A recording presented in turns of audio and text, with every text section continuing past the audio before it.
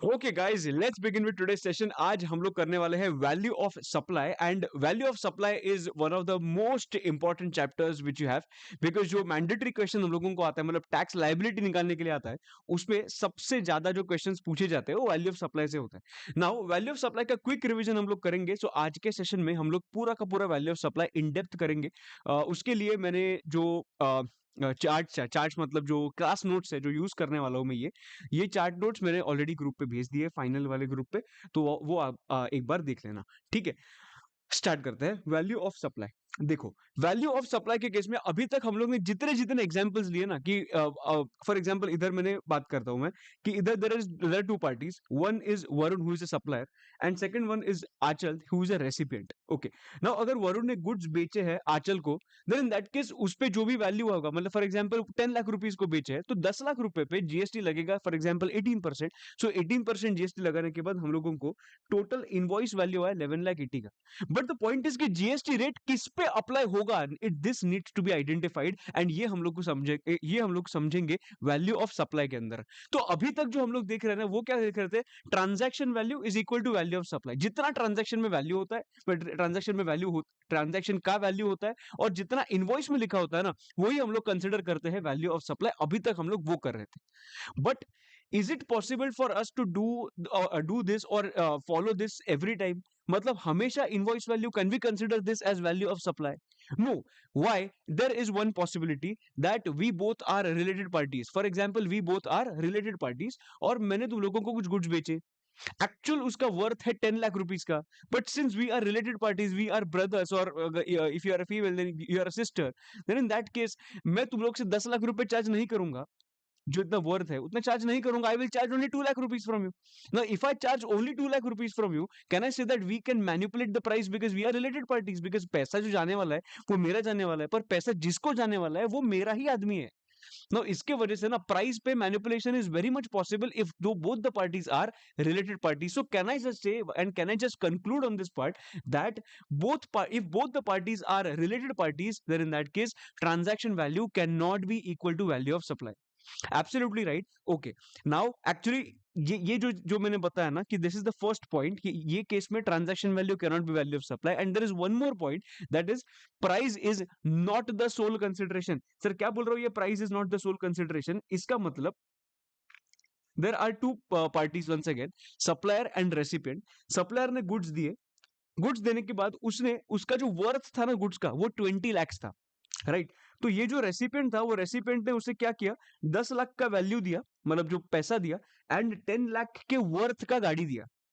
Now in this case, do you think for the supplier price is the sole consideration? सिर्फ पैसा आ रहा है क्या? नहीं, पैसे के साथ साथ गुड्स भी आ रहे हैं, something in kind is coming, and that's why this is not the price is not for the not the sole consideration. And that's why can we consider only this 10 lakh rupees as value of supply? Absolutely no, because उसके साथ साथ उनको गाड़ी भी मिला है। तो कहने से हम लोगों को गाड़ी का भी वैल्यू आइडेंटिफाई करना पड़ेगा।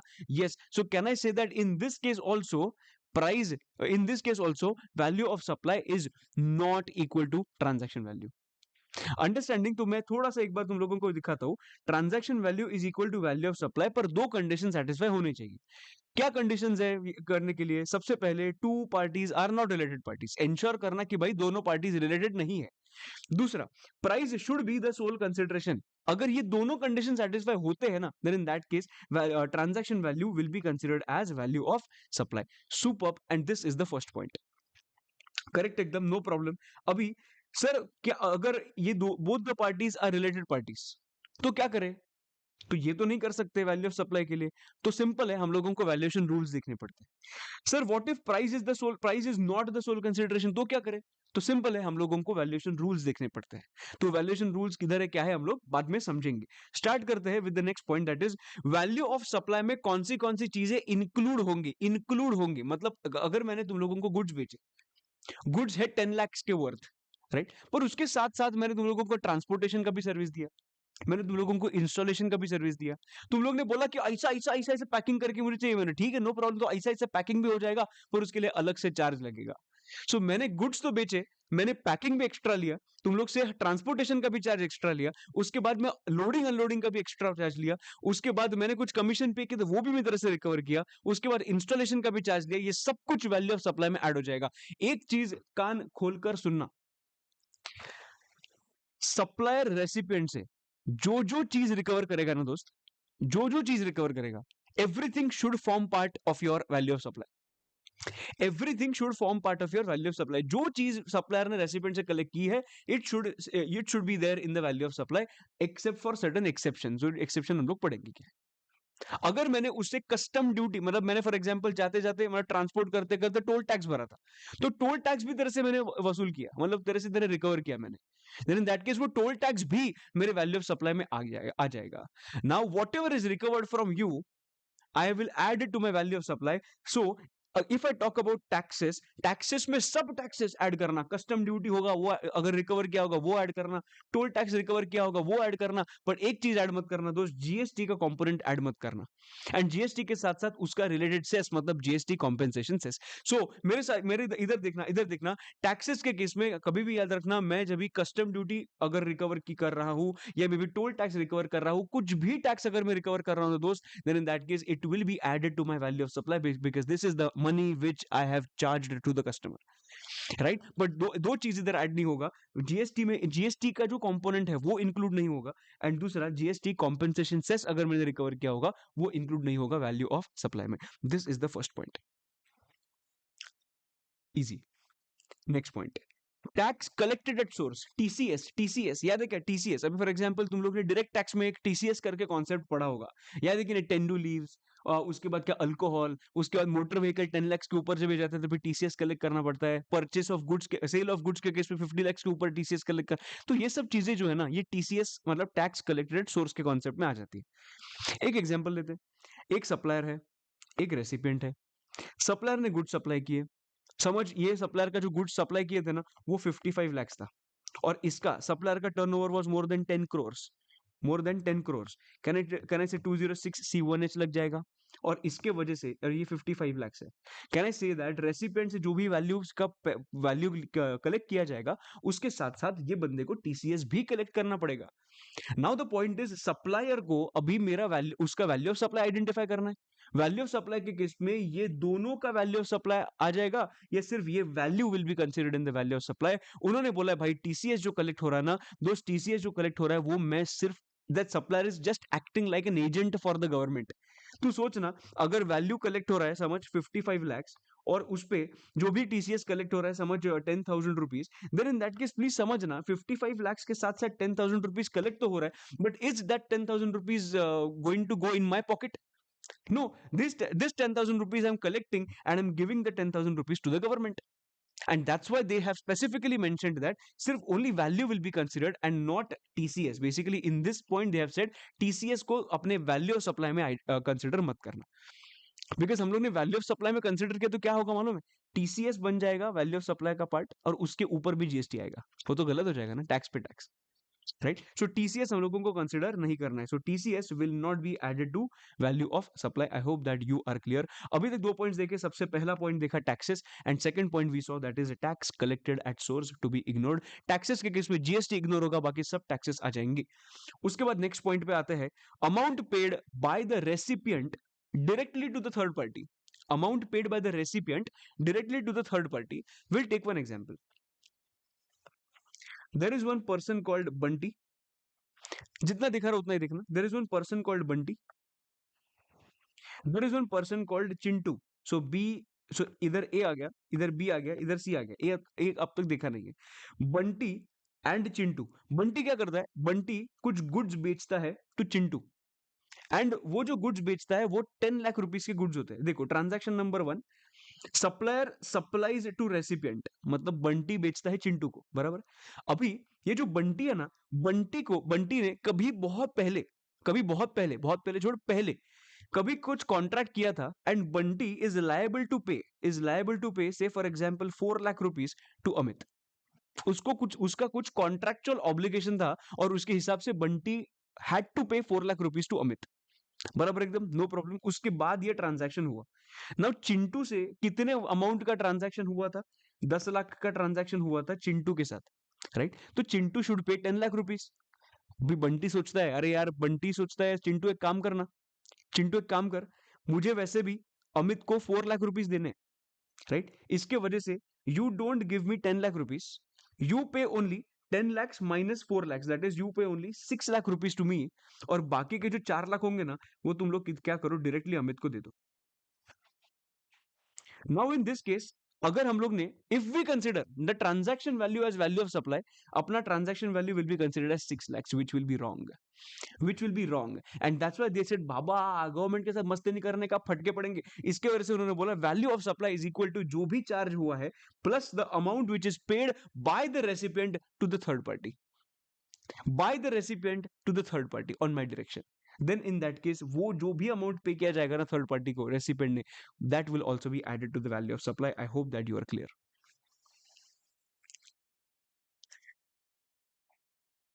करेक्ट, जैसे हम लोग अभी ना लास्ट डे पे तुम लोग ने ये भी कंसिडर किया ना तो भी चल जाएगा, बिकॉज हम लोगों का थियोरी बेसिकली क्या है, इसमें थियोरेटिकल क्वेश्चन नहीं आएगा, इसमें आया तो प्रैक्टिकली इंप्लीमेंट करने के लिए आएगा। सो लास्ट डे पे अगर हम लोग एग्जाम्पल्स ही देख रहे हैं ना, तो भी नेक्स्ट डे एग्जाम में भी एग्जाम्पल्स ही दिखेंगे, so you will be able to relate more, right? इसकी वजह से मैंने एग्जाम्पल्स इधर डाल दी। अभी बात करते हैं इंटरेस्ट फीस पेनल्टी का। ठीक है, there is one supplier, there is one recipient. Supplier ने गुड्स बेचे and payment to be made within 30 days, बोल दिया भाई रेसिपिएंट कान खोलकर सुनना, 30 डेज के अंदर पेमेंट करना पड़ेगा दोस्त। अगर 30 डेज के अंदर पेमेंट नहीं किया तो क्या करूंगा मैं, इंटरेस्ट चार्ज करूंगा 1000 रुपीज का। रेसिपिएंट ने बोला ओके पेमेंट कर दूंगा, पर उसने पेमेंट नहीं किया, recipient fails to make a payment within 30 days, तो सप्लायर 1000 रुपीज चार्ज करता है एज इंटरेस्ट फीस, जो भी कुछ है इंटरेस्ट चार्ज करता है। क्वेश्चन कम्स, जो भी रेसिपिएंट से 1000 रुपीज चार्ज होगा वो, उस पे जीएसटी लगेगा क्या? चलो एक क्वेश्चन में तुम लोगों को पूछता हूं, इस पे जीएसटी लगेगा क्या? ये इंटरेस्ट का पहले ट्रीटमेंट देखते हैं, ये वैल्यू ऑफ सप्लाई में आएगा नहीं आएगा तेल लेने का अभी के लिए। बात करते हैं ये 1000 रुपीज जो चार्ज होगा उस पे जीएसटी लगेगा क्या? मैं तुम लोगों को अभी ये 1000 का कहानी सुनाता हूँ। 1000 रुपए का सबसे पहले ये देखो कि वो जीएसटी लगेगा क्या। तो yes, the point is, supply के चैप्टर में हम लोगों ने देखा था, सप्लाई के चैप्टर में हम लोगों ने जो देखा था कि जो भी इंटरेस्ट पे होता है ना दोस्त, this will be considered as a composite supply. मतलब कंपोजिट सप्लाई के हिसाब से वो कंसिडर किया जाता है। सो can I say this will be a composite supply, मतलब जो इंटरेस्ट है उसका अलग से ट्रीटमेंट नहीं होगा। Interest will be considered as supply of goods only. तो सप्लाई ऑफ गुड्स पे जो जीएसटी लगता है ना, वही सेम जीएसटी किस पे लग जाएगा, ये इंटरेस्ट पे लग जाएगा। Understanding, it will be considered as supply, एकदम बराबर, and it will be considered as composite supply. एक क्वेश्चन मुझे आता है कि 1000 रुपीज जो मिले हैं सप्लायर को, when is that supplier liable to pay tax on that? Supplier को उस पे टैक्स कभी देना पड़ता है, सप्लायर को उस पे टैक्स कभी देना पड़ता है। ये हम लोग ने देखा था टाइम ऑफ सप्लाई के चैप्टर में।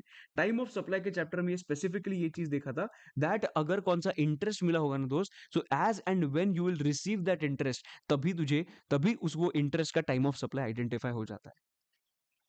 एंड तीसरा पॉइंट आता है सर वो वैल्यू ऑफ सप्लाई में ऐड होगा कि नहीं, तो answer is yes, it will be added to value of supply. So basically मैंने तुम लोगों के साथ 3 चैप्टर्स 1000 के रिलेटेड डिस्कस किए। सबसे पहले वो सप्लाई माना जाएगा कि नहीं, यस वो कॉम्पोजिट सप्लाई माना जाएगा। दूसरा वो वैल्यू ऑफ सप्लाई में इंक्लूड होगा कि नहीं, तो यस वो वैल्यू ऑफ सप्लाई में इंक्लूड होगा।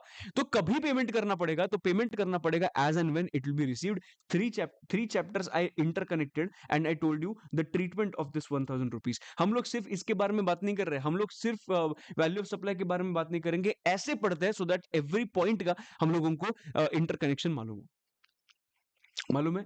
समझा? ओके समझा। तो 1000 रुपीज पे जीएसटी लगेगा, यस। वैल्यू ऑफ सप्लाई में ऐड होगा, यस। जीएसटी कौन से रेट पे लगेगा? प्रिंसिपल सप्लाई के रेट पे। कभी देना पड़ेगा जब भी रिसीव होगा तभी। खेल खत्म। इंटरेस्ट के related everything I told you right now, ठीक है? Okay, now he had to pay interest, so 10 lakh plus 1000, so interest will be added to value of supply. You call it late fees, you call it penalty, every whatever you call it, the treatment will be the same. Correct है? Okay, देखो इधर भी लिखा है मैंने, time of supply कि कभी होगा इंटरेस्ट का as and when received.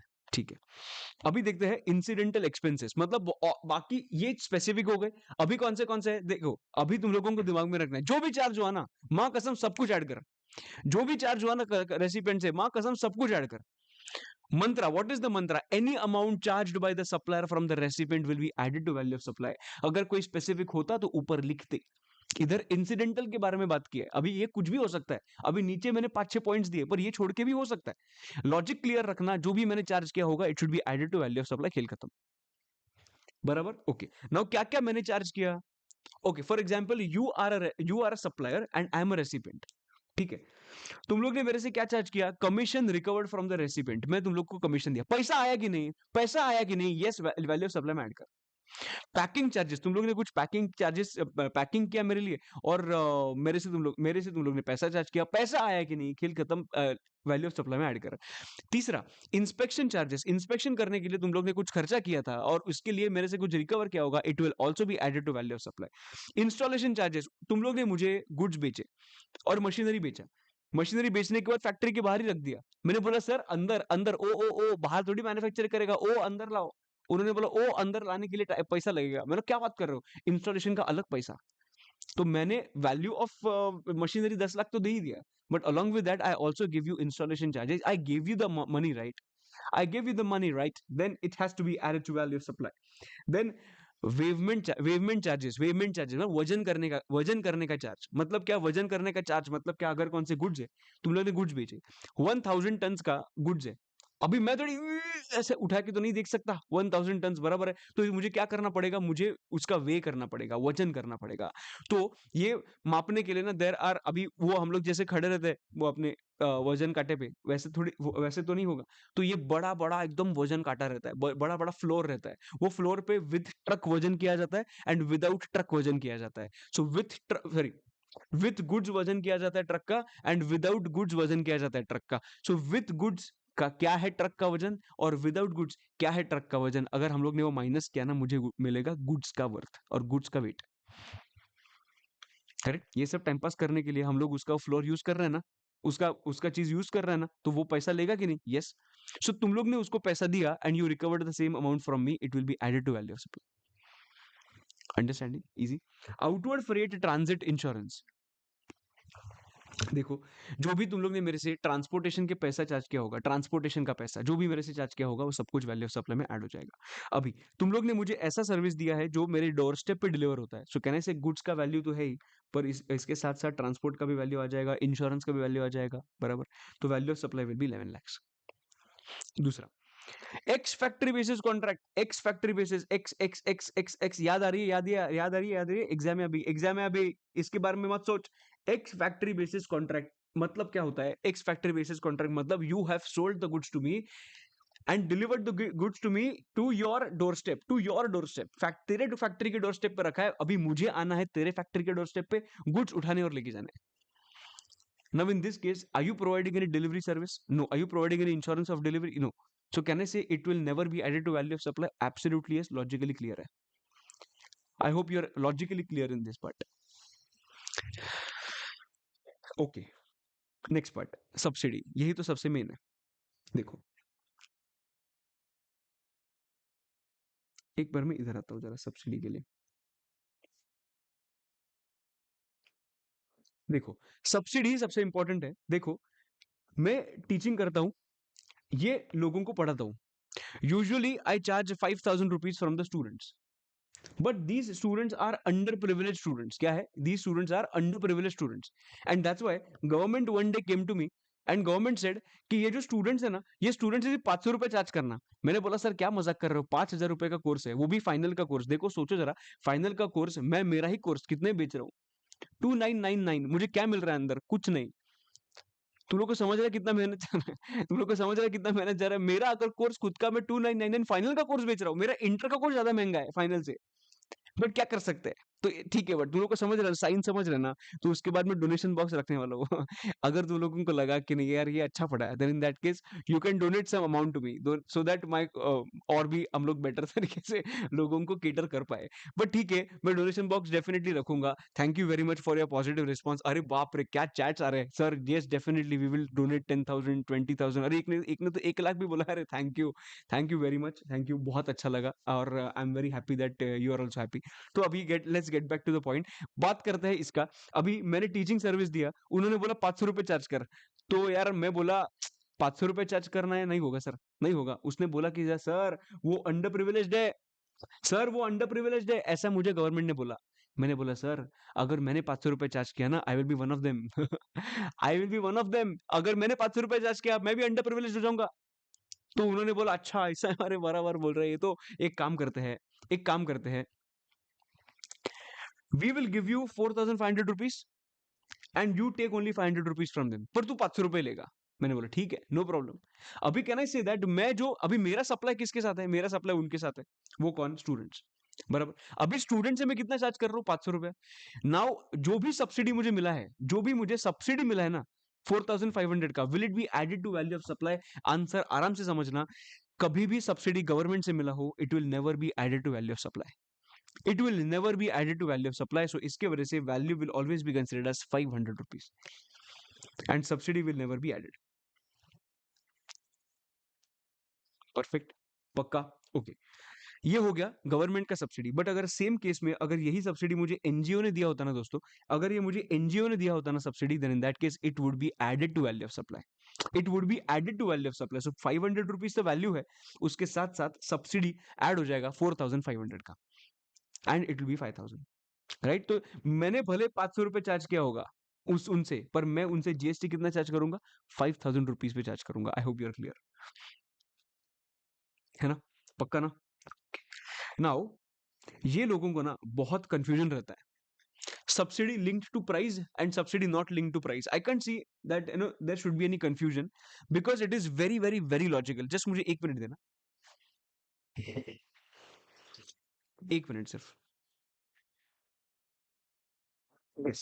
So I was saying that subsidy linked to price and subsidy not linked to price, इसमें कंफ्यूजन नहीं होना चाहिए। देखो, सब्सिडी लिंक्ड टू प्राइस मतलब क्या? हम लोग जो ऊपर बात कर रहे हैं ना, 4,500 दिया, 4,500 दिया सब्सिडी। अरे भाई ये सब्सिडी जो है ना, ये सब्सिडी ये एक सप्लाई का है।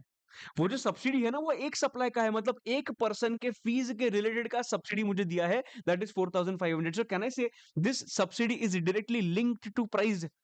Yes, subsidy is linked to price, मतलब 500 रुपया जो उससे मिला है वो भरपाई करने के लिए, 5,000 का भरपाई करने के लिए। बेसिकली 4,500 का लॉस हो रहा था, 4,500 का कॉम्पेंसेशन चाहिए था मुझे, 4,500 का कॉम्पेंसेशन मिला from NGO. So can I say this NGO का compensation is in relation to one supply, and that's why this is called as subsidy which is linked to price. When the subsidy is linked to price, then in that case वो subsidy किसी ने भी दिया होगा ना। अगर मैंने बात किया गवर्नमेंट का बात किया, then in that case government का subsidy will not be added to value of supply. But अगर वही सब्सिडी एनजीओ ने दिया होगा तो हमारे वैल्यू ऑफ सप्लाई में ऐड हो जाएगा। लिंक्ड टू प्राइस होगा, बाय गवर्नमेंट होगा तो डू नॉट ऐड, बट अगर बाय एनजीओ दिया होगा तो you added to value of supply. But sir इधर तक हम लोगों को प्रॉब्लम नहीं है, हम लोगों को प्रॉब्लम ये है subsidy not linked to price का क्या होता है। मुझे मेरे पास एक दिन गवर्नमेंट अपना एनजीओ आया और एनजीओ ने मुझे 20 लाख रुपए हाथ में दिया, 20 लाख रुपए हाथ में दिया, और उन्होंने बोला आगे के 5 साल तक जितने भी स्टूडेंट्स आएंगे उनसे 500 रुपए लेने का सिर्फ। In this case, please try to understand, I did not receive any subsidy which is related to one single price. वो एक सिंगल प्राइस के लिए मेरे पास सब्सिडी नहीं है, मेरे पास एक सिंगल प्राइस के लिए सब्सिडी नहीं है, मेरे पास एक जेनरिक लमसम अमाउंट मिला है 20 लाख रुपीज का। Okay, now your question will be sir should we add it to value of supply? My question is will you add 20 lakh rupees to 500? My question to use this, will you add 20 lakh rupees to 500? No. Why are you saying no for this? You are saying no for this because this 20 lakh rupees, these 20 lakh rupees is not related to this one supply. These 20 lakh rupees are related to multiple supplies which will happen in the next 5 years. So can I say मुझे मैं चाहते हुए भी मैं value of supply में add नहीं कर सकता, मैं चाहते हुए भी वैल्यू ऑफ सप्लाई में दोस्तों ऐड नहीं कर सकता, and that's why the subsidy which is not linked to price I will ignore, irrespective of the fact कि वो किसने दिया है, गवर्नमेंट ने दिया हो या एनजीओ ने दिया हो, that does not matter, because I will not be able to add it to one value of supply because it is not related to that specific supply. It is a generic amount which I have received. I hope you are clear. मस्त एकदम, मस्त का एकदम समझ रहे हैं मस्त एकदम। चलो अभी हम लोग आगे बढ़ते हैं, समझना बात को। अगर क्वेश्चन ने स्पेसिफाई करके रखा है discount is already considered, discount is given effect to and discount is already reduced, अगर ऐसे कुछ तुम लोगों को वर्ड्स दिखे ना क्वेश्चन में, तुम लोग को समझेगा आगे जाके भी, बट जस्ट बता रहा हूं, अगर कभी भी ऐसे वर्ड्स दिखे ना तो समझ लेना this is already reduced, this is already reduced. Understanding? पक्का? No problem. अभी एक बार हम लोग इस पे आते हैं और मुझे बताना क्या है। Government gave a subsidy of 4500 which is given effect to, which means it is reduced, and total supply value is 500. अगर 500 rupees है and they have said that they have given effect to rupees 4500, so can I say they have reduced the government subsidy? Yes, and मुझे exactly क्या करना है, government का subsidy include करना है कि नहीं करना है? नहीं करना है। Have they included? No. Will I do anything? No, because they have already reduced और हम लोगों को reduce ही करना था। Point number 1. दूसरा, NGO gave a subsidy of 4500 which is given effect to, मतलब they have already reduced, they have already reduced, they have already reduced, and total supply value is 500. Now you think about it, supply value is 500 जिसमें already उन्होंने effect दिया है 4500 का, देना चाहिए क्या? नहीं देना चाहिए। उन्होंने क्या किया है? दे दिया है। सो इसकी वजह से क्या करना पड़ेगा मुझे? एड बैक करना पड़ेगा 4500 rupees. I am telling you, if you just follow this thumb rule you will not go wrong in value of supply, अगर इस पे क्वेश्चन पूछा तो। अंडरस्टैंडिंग? पक्का? श्योर एकदम? चलो आगे बढ़ते हैं with the next part, that is exclusions. आ जाओ। एक्सक्लूजन्स में सबसे पहले बात करेंगे डिस्काउंट का, सबसे पहले बात करेंगे डिस्काउंट का। अभी डिस्काउंट क्या है देखो, वैल्यू ऑफ सप्लाई में से कौन सी चीजें हम लोग एक्सक्लूड कर सकते हैं। Number 1, discount at the time of contract. Eight the time of contract, for example मैं एक बार बात करता हूँ, रेणु का एक दिन मेरे पास आई, मतलब एग्जाम्पल है, रेणु का मेरे पास आई और उसने पूछा कि सर आपका जो प्रैक्टिस बैच है फाइनल का वो कितने में है? मैंने बोला 2999। मतलब उसने बोला कि सर डिस्काउंट मिल सकता है क्या? मैंने बोला नहीं, मैं डिस्काउंट नहीं दे सकता, मेरी जान ले लो, मैं 2999 के नीचे नहीं बेच सकता। देन इन दैट केस तुम लोग को दर्द समझ रहा है, दर्द समझ रहे तुम लोग को, ठीक है, बट 2999 के नीचे में नहीं दे सकता। पर रेणुका ने ऐसा चेहरा किया तो मैंने बोला चलो ठीक है ले लो डिस्काउंट, रो मत, रो मत, रोना मत, रोना मत, रोना मत। तो मैंने क्या किया, मैं उसको डिस्काउंट दे दिया 49 रुपीज का। 49 रुपीज का उसको मैंने डिस्काउंट दे दिया। नाउ द पॉइंट इज कि मैंने अगर 49 रुपीज का उसको डिस्काउंट दिया होगा तो मैं जो जीएसटी चार्ज करूंगा दैट विल बी ऑन 2999 और 2999 minus 49. Of course, can I say that this was the discount which was there in the invoice? This was the discount where both the parties knew about this discount at the time of entering into a contract. Right? So इसके वजह से such discount is excluded from the value of supply. So discount at the time of contract दिया होगा, discount given in mentioned in the invoice होगा, then such discount should be excluded from the value of supply. एकदम मस्का। उसके बाद discount at the time of contract. अभी देखो एक बार उसने क्या किया, उसने बोला कि सर, मतलब रेणु का एग्जाम्पल लेते, रेणुका ने बोला कि सर आपका बैच परचेस करने का है, बैच परचेस करना है तो मुझे एक बात बताओ सर, कुछ डिस्काउंट मिल सकता है क्या? मैंने बोला नहीं रेणुका, नहीं मिलेगा डिस्काउंट। उसने बोला सर देखो ना प्लीज कुछ ना कुछ मिलेगा। मैंने कहा नहीं। तो 4-5 बार बोला तो मैंने 4-5 बार मना कर दिया उसको। उसके बाद में क्या हुआ कि उसने परचेस कर लिया, ठीक है। परचेस करने के बाद समझ कि 1 महीना हो गया और मैंने सोचा कि एक काम करते उसको, सॉरी सॉरी मैं अलग अलग एक्सप्लेनेशन दे रहा हूँ, सॉरी मैं सेकेंडरी डिस्काउंट का एक्सप्लेनेशन, सॉरी मैं वापस बोलता हूँ। रेणुका मेरे पास आई, उसने डिस्काउंट मांगा, मैंने बोला कि डिस्काउंट नहीं मिलेगा, नहीं मिलेगा, नहीं मिलेगा, नहीं मिलेगा। 4 बार उसने पूछा कि डिस्काउंट मिलेगा क्या? मैंने बोला नहीं मिलेगा। आफ्टर दैट शी सेड कि प्लीज कुछ करो ना। मैंने चलो ठीक है करता हूँ। मैं डिस्काउंट दे सकता हूँ, मैं डिस्काउंट दे सकता हूँ अगर if you make a payment with in 45 days. If you make a payment within 45 days, I will give you a discount. So can I say I gave you the discount right now, but on a condition कि if you make a payment within 45 days, then in that case I will give you a discount. तो जब आप payment करोगे तभी 10% discount काट के payment करना. So discount का मैंने प्रॉपरली मैं बात किया. Both the parties knew about the discount at the time of entering into a contract. दोनों को मालूम था. यस. तो ये जो डिस्काउंट होता है वो इसका क्या होता है सर ट्रीटमेंट, इसके लिए ना मैं बहुत डिटेल में एक चीज तुम लोगों को अभी एक्सप्लेन करने वाला हूँ, और मैं बहुत डेप्थ में जाऊंगा. ये पॉइंट में एकदम अच्छे से समझना. ये ना एक थोड़ा स्टोरी लाइन बिल्ड किया है मैंने. मैं तुम लोगों को अभी इतने सारे चैप्टर्स में घुमा के लेके आऊंगा ना, तुम लोग एकदम ऐसे it will blow your mind. मतलब मजा आएगा, एक ही स्टोरी में सब कुछ अपना कवर हो जाएगा. ठीक है. हम लोग अभी बात करते हैं ये दोनों का. हम लोग अभी बात करते हैं दोनों का, आशा एंड जूही. ठीक है. अभी ये जो आशा है ना, ये जो आशा है ना, आशा ने मशीनरी बेचा. आशा ने क्या बेचा? मशीनरी बेचा. इनवॉइस वैल्यू इज 7724 एंड उसका वर्थ मशीनरी का 50 lakhs. तो जूही को पेमेंट करना है. तो जूही आई कि प्लीज मुझे डिस्काउंट दे. तो आशा ने बोला if you make a payment within 90 days, if you make a payment within 90 days, you are eligible for 10% discount. My question to you is, did Juhi make a payment right now? अभी जूही ने payment किया क्या? नहीं किया. बराबर. Okay. तो वो 90 days के अंदर किया तो माइनस करके हम लोगों को पे करना पड़ेगा, जूही को पे करना पड़ेगा, मान लिया. अभी थोड़ा सा बात करते हैं आशा के पर्सपेक्टिव से. मुझे एक चीज कोई बता सकता है क्या कि आशा को जीएसटी देना पड़ेगा क्या टू द गवर्नमेंट? जूही से पैसा मिला नहीं है. जूही से अब तक पैसा मिला नहीं है. बट जो इनवॉइस रेज किया था उसके बेसिस पे, मतलब व्हाट डू यू थिंक, जो गुड्स बेचे थे पैसा नहीं मिला है तो भी आशा को जीएसटी भरना पड़ेगा कि नहीं भरना पड़ेगा? नहीं भरना, भरा तो भी चल जाएगा. What do you think?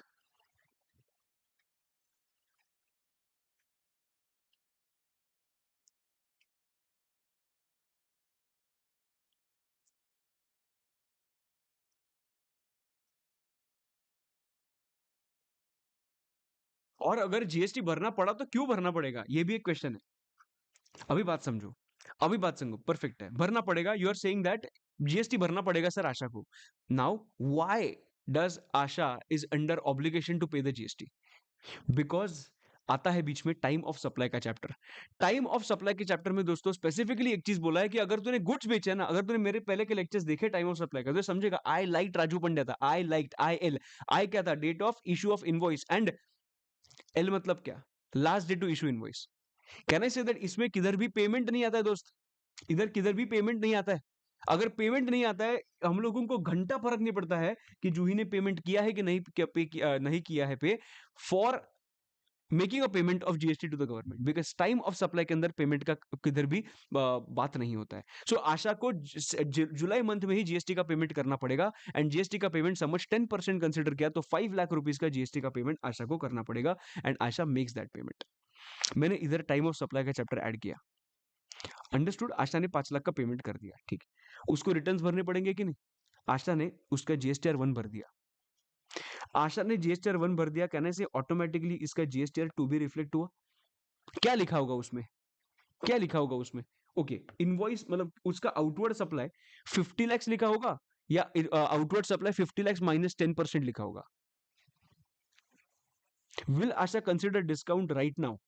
No right. Because Asha को नहीं मालूम कि जूही पेमेंट करने वाली है कि नहीं. सो कहने से आशा को तो पूरा इनवॉइस 50 लाख का ही करना पड़ेगा. 50 लाख पे ही उसको जीएसटी भरना पड़ेगा टू द गवर्नमेंट. सो वो जीएसटीआर 1 में जो डालेगी वो आउटवर्ड सप्लाई 50 lakhs ही डालेगी. और 50 lakhs पे जीएसटी मतलब कितना? 5 लाख रुपया, 10%. तो कहने से जीएसटीआर 2B में जूही का 5 लाख रुपया आ गया.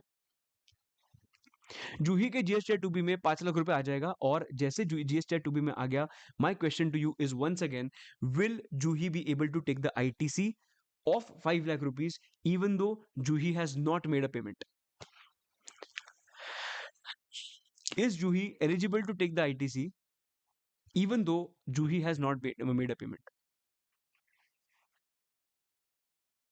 Yes, Juhi can avail the ITC. अगर तुम लोगों को आईटीसी का चैप्टर याद होगा तो आईटीसी के चैप्टर मैंने स्पेसिफिकली बोला था अगर उसने वो ये आईटीसी ले सकती है, बट उसके जूही के अंदर एक कंडीशन है. और जूही को एक कंडीशन लगेगा और उसको बोला है कि विद इन 180 डेज के अंदर तुझे इसको पेमेंट करना पड़ेगा. अगर तूने 180 डेज के अंदर पेमेंट किया तो जो भी तूने आईटीसी लिया एकदम मस्त था, कुछ प्रॉब्लम नहीं है. But Point is, will Juhi be able to take the ITC currently, even though she has not made a payment? Yes. 180 days के अंदर उसको पेमेंट करना पड़ेगा, ये कंडीशन के बेसिस पे वो आईटीसी ले सकती है। जीएसटीआर 2B में भी दिख रहा है, तो कहने से वो जीएसटीआर 3B में आईटीसी ले लेगी 5 लाख रुपए का। इसके पीछे कंडीशन है, याद रखना। बट ठीक है, बट अज्यूम कर दे फुलफिल करेगी। ठीक है, अभी नेक्स्ट बात करते हैं। सब लोगों को ये समझा कि 5 लाख रुपए का आईटीसी ले लिया। अभी हुआ क्या, जूही ने एक्चुअली पेमेंट किया to Asha on 63rd day. Can I say that Juhi deserves a discount of 10% now? Now she will pay how much? 50 lakhs minus 10%, that is 45 lakhs. If she pays 45 lakhs, will the discount, like जो भी value of supply होगा, वो value of supply क्या consider किया जाएगा, मतलब GST पे करने के लिए 45 लाख कंसिडर किया जाएगा या 50 लाख ही कंसिडर किया जाएगा? तो उन्होंने बोला है कि भाई देखो, ये डिस्काउंट जो होता है ना, ये डिस्काउंट माइनस करेंगे because both the parties knew about the discount. ठीक है, इसकी वजह से value of supply will be considered as 45 lakhs। ठीक है, बट प्रॉब्लम ये है ना, how much amount Juhi paid, इसके बारे में थोड़ा सोचते हैं। कहने से शी पेड 45 lakhs, जिस पे जीएसटी था 4.5 lakhs का, which means she paid 49.5 lakhs। भाइयों और बहनों, ओ भाइयों और बहनों, भाइयों और बहनों, GST, she has paid 4.5 lakhs. She has taken the ITC of 5 lakh rupees. Don't you think जूही ने कुछ गलत किया है? Don't you think जूही ने कुछ गलत किया है? She has paid the GST of 4.5 lakhs, but she has taken the ITC of 5 lakh rupees. So don't you think उसको ज्यादा ITC मिला है 50,000 rupees का? Yes. So जो ज्यादा ITC मिला है ना, उसको रिवर्स करना पड़ेगा, उसको रिवर्स करना पड़ेगा। So she deserves to take the ITC of 4,50,000, but she has already claimed the ITC of 5 lakhs, that is extra 50,000. And क्या करना पड़ेगा, जूही needs to reverse the extra ITC of 50,000. So अगर discount minus करना है तो basically जूही को ITC reverse करना पड़ेगा। We have thought from Juhi's perspective, Juhi's story ends here. Juhi's story ends here कि जूही को रिवर्स करना पड़ेगा। ठीक है, now you think from Asha's perspective. Asha को पैसा कितना मिला? 45 lakhs प्लस 4.5 lakhs जीएसटी। कहने से उसको जीएसटी वाइज तो 4.5 lakhs ही मिला। हाउ मच डिड शी पे out of her own pocket? She has paid 5 lakh rupees. जब भी उसको पैसा नहीं मिला भी नहीं था ना, तभी उसने अपने पॉकेट से 5 लाख पे किया था। पर जब भी उसको डिस्काउंट का बात हुआ, तभी डिस्काउंट अप्लाई होके उसको सिर्फ 4.5 lakhs मिला। कहने से अभी कटा किसका भाई? ये पूरे ट्रांजैक्शन में जूही तो हैप्पी है, पर कटा किसका? क्या पैसा किसका? आशा का। She has already paid 5 lakhs, she has got 4.5 lakhs। ये तो गलत हो गया। आशा बोल रही है क्या चल रहा है सब? मैं इतना अच्छी बनी पहले कि मैंने डिस्काउंट दिया, डिस्काउंट देने के बाद तुम लोग मुझे बोल रहे हो कि अब पहले जीएसटी भरो, तो मैंने भर भी दिया जीएसटी। उसके बाद बोल रहे कि वो कम पैसा देगी मुझे और मुझे कुछ बेनिफिट नहीं मिलेगा। वो गई गवर्नमेंट के पास और गवर्नमेंट को जाके बोलती है, ये देखो गवर्नमेंट, मैंने 50,000 एक्स्ट्रा भरा है, मुझे प्लीज रिफंड दे दो। गवर्नमेंट ने आशा को बोला, भाई तू तेरा इनवॉइस लेके आ, इनवॉइस पे देख कि कितना अमाउंट लिखा है। इनवॉइस पे तो 50,000 है। गवर्नमेंट बोल रहा है भाई 50,000 इनवॉइस के हिसाब से अगर मुझे दिख रहा है 50,000 का, अगर 50 lakhs है, सॉरी 50 lakhs है, तो 50 lakhs का आपको पेमेंट करना पड़ेगा 50 lakhs की जीएसटी पे। तो उस पे तो 45 lakhs दिखा ही नहीं है। तो आशा बोलती है, माँ कसम ये तो बराबर बोला उसने, इनवॉइस में अपने तो 50 lakhs लिखा है। So how can we ask the government to accept the amount of GST on 45 lakhs? ये तो गलत है। And that's why Asha needs to issue a credit note. Asha needs to issue a credit note. Basically on paper जो 50 lakhs दिख रहा है ना, उसको कम करके 45 लाना है। इसके लिए क्या करना पड़ेगा? उसको क्रेडिट नोट इशू करना पड़ेगा। सो इधर दो एक्शंस लेंगे हम। जूही का एक्शन क्या होगा? Reverse the ITC. And Asha का एक्शन क्या होगा? Issue a credit note. Is everybody clear with the story of discounts? Is everybody clear with the story of discount? So बात को समझो, इधर मैंने कितने कितने चैप्टर्स इसमें डाल दिए, कितने चैप्टर्स डाल दिए। सबसे पहला मैं तुम लोगों को बोला वैल्यू ऑफ, सॉरी ये तो वैल्यू ऑफ सप्लाई तो हो ही रहा है, तो ये वैल्यू ऑफ सप्लाई लिखता हूँ। दूसरा, कभी पेमेंट करना पड़ेगा, time of supply. Time of supply के बाद रिटर्न्स का चैप्टर डाला कि जो जीएसटीआर 1 एंड जीएसटीआर 2B का है। उसके बाद मैं बात कर रहा हूँ tax invoice, debit note, credit note. ये चार चैप्टर्स तो इधर ही दिख रहे हैं मुझे। अंडरस्टूड? और ये आईटीसी, आईटीसी भी आ गया। 5 चैप्टर्स।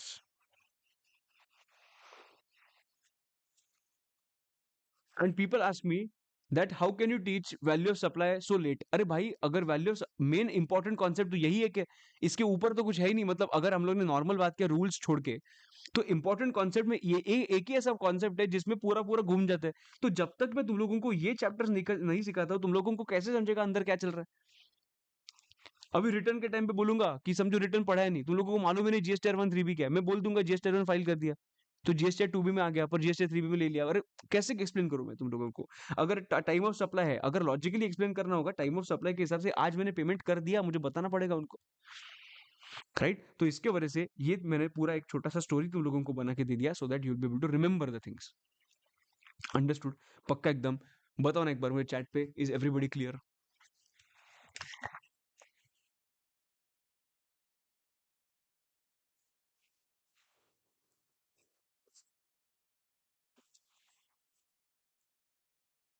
एक मिनट।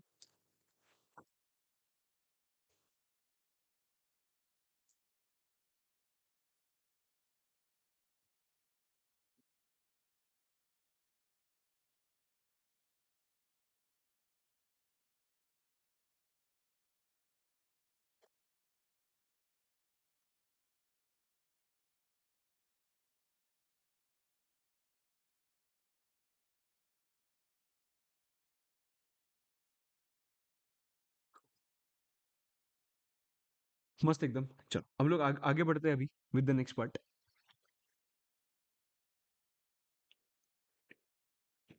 इसमें याद रखना, देखो, बिफोर और at the time of supply अगर होगा, if such discount has been recorded और शोन इन द इनवॉइस, मतलब बिफोर द सप्लाई का बात कर रहा हूँ, अगर क्या होना चाहिए, इधर रिकॉर्डेड इन द इनवॉइस होना चाहिए। अगर नॉर्मल मतलब इमीडिएट डिस्काउंट अगर मिला होगा, then in that case it will be value of supply से एक्सक्लूड हो जाएगा। डिस्काउंट्स गिवन आफ्टर सप्लाई होगा ना दोस्त। आफ्टर सप्लाई के केस में दो चीजें इंपॉर्टेंट है। सबसे पहले it should be as per the agreement, agreement में लिखा होना चाहिए। और दूसरा, proportionate ITC has been reversed by the recipient. ये दोनों चीजें लिखना इंपॉर्टेंट है। ठीक है, आ जाओ। ये हो गया discount at the time of contract and after fulfilling some condition. ठीक है, उसके बाद बात करते हैं सेकेंडरी डिस्काउंट का। इसमें दो दो पॉइंट्स कौन से लिखोगे तुम लोग? सबसे पहला पॉइंट क्या लिखोगे? It was as per the agreement at the time of entering into a contract. And दूसरा, proportionate ITC has been reversed by the recipient. इधर क्रेडिट नोट का बात उन्होंने नहीं किया।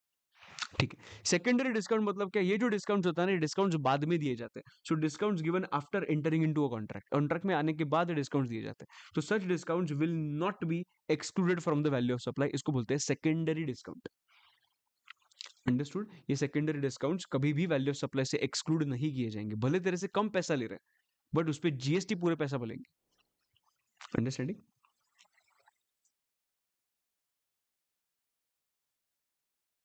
ठीक है। छोटा सा पॉइंट है, हम लोग ने लास्ट टाइम कभी आईटीसी के चैप्टर में देखा था। Discounts including buy more save more offers. Discounts including buy more save more offers. Sir ये क्या होता है बाय मोर सेव मोर? अरे देखो, मैंने 5 प्रोडक्ट्स परचेस किए। 5 प्रोडक्ट्स परचेस करने के बाद मैंने अगर वो बेचे हैं कम अमाउंट पे, समझ, एक लिया तो 5,000 रुपया, दो लिए तो मतलब ऐसे मैंने कम अमाउंट पे बेचना चालू किया। You buy more you will be able to save more, right? अगर मेरे 500 रुपए का एक प्रोडक्ट है, मैंने 2 प्रोडक्ट लिए तो 800 रुपए लगेगा, ऐसे बोल दिया। तो value of supply will be what? 800 और 1,000 rupees. The answer is simple, it is going to be 800, because buy more save more offer है। Buy more save more offer के केस में जो भी वैल्यू तेरे से रिकवर किया जाता है, that is going to be the value of supply. Easy एकदम। तुम लोग ही सोचो ना, तुम लोग जब बाहर जाते हो डिस्काउंट पे कुछ लेते हो, 5 लेने के बाद डिस्काउंट मिलता है, तो तुम लोग तो वो जो 5 का डिस्काउंटेड प्राइस है उस पर जीएसटी भरते हो ना, वही बात है। Some suppliers offer periodic or year-ending discounts to their stockists and etc. Stockists etc. Example देखो, get additional discount at the rate of 1% if you purchase 10,000 pieces in a year. Sir मुझे कैसे समझेगा? Get additional discount of 2% if you purchase 15,000 pieces a year in a year. समझो बात को, मुझे कैसे समझेगा कि वो मतलब कितना परचेस करने वाला है? Can I say this will be the same concept which you discussed here? पहले मैं पूरा इनवॉइस रेज करूंगा, मुझे at the end of the year समझेगा कि भाई ये कितना उसने परचेज किया है, और उसने मुझे समझेगा कि कंडीशन फुलफिल हो रहा है कि नहीं हो रहा है। तो ये सब चीजें मुझे बाद में समझेगी, और बाद में क्रेडिट नोट इशू किया जाएगा, वो सब किया जाएगा। सो कैन आई से it is exactly the same? It is exactly the same.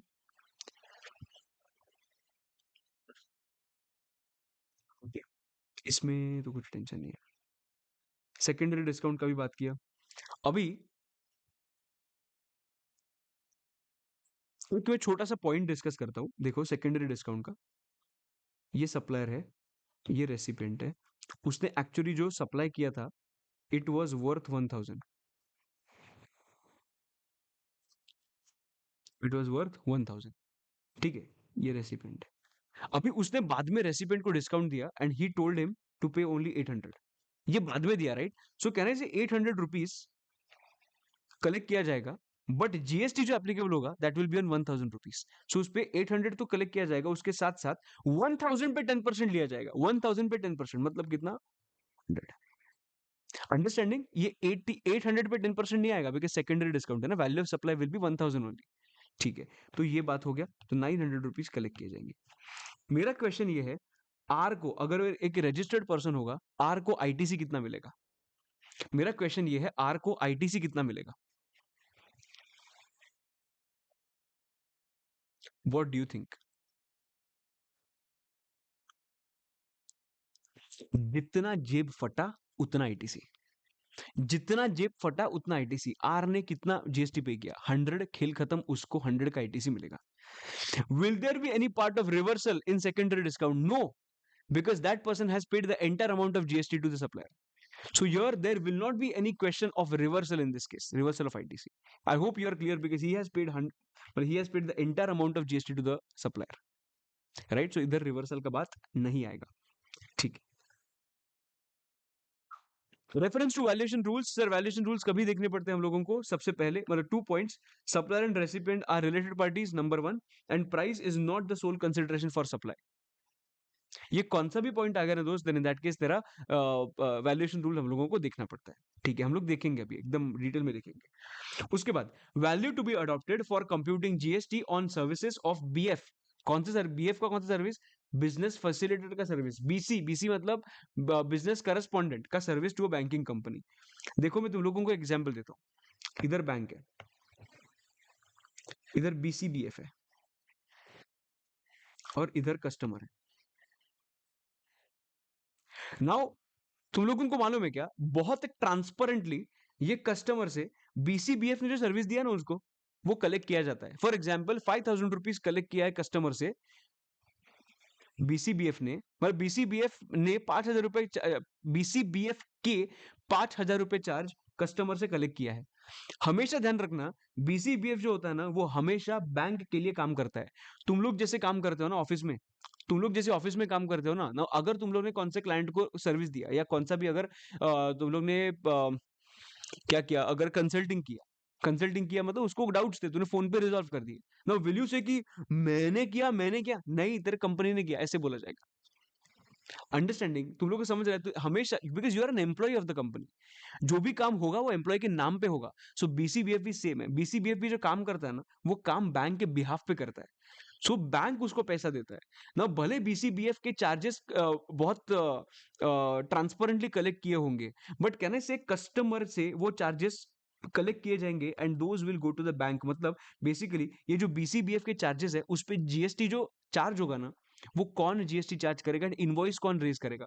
Understand one thing, even though BCBF ने सर्विस दिया है तो भी इनवॉइस रेज बैंक ही करेगा, और बैंक जो इनवॉइस रेज करेगा उसमें बीसीबीएफ के चार्जेस दिखाएगा और उस पर जीएसटी चार्ज होगा। सो बीसीबीएफ के चार्जेस ये कभी भी ये कलेक्ट नहीं करेगा, हमेशा बैंक कलेक्ट करेगा, and value of supply will be considered as the charges which are collected from the customer. But your main point is not about value of supply, the main point is who will issue the invoice. The invoice will be raised by the bank because it is a supply which is given by the bank to the customer, even though the service has been given by BCBF. कैसे हुआ है? BCBF ने bank को service दिया है and bank ने customer को service दिया है। It is like that. Understood? ठीक है।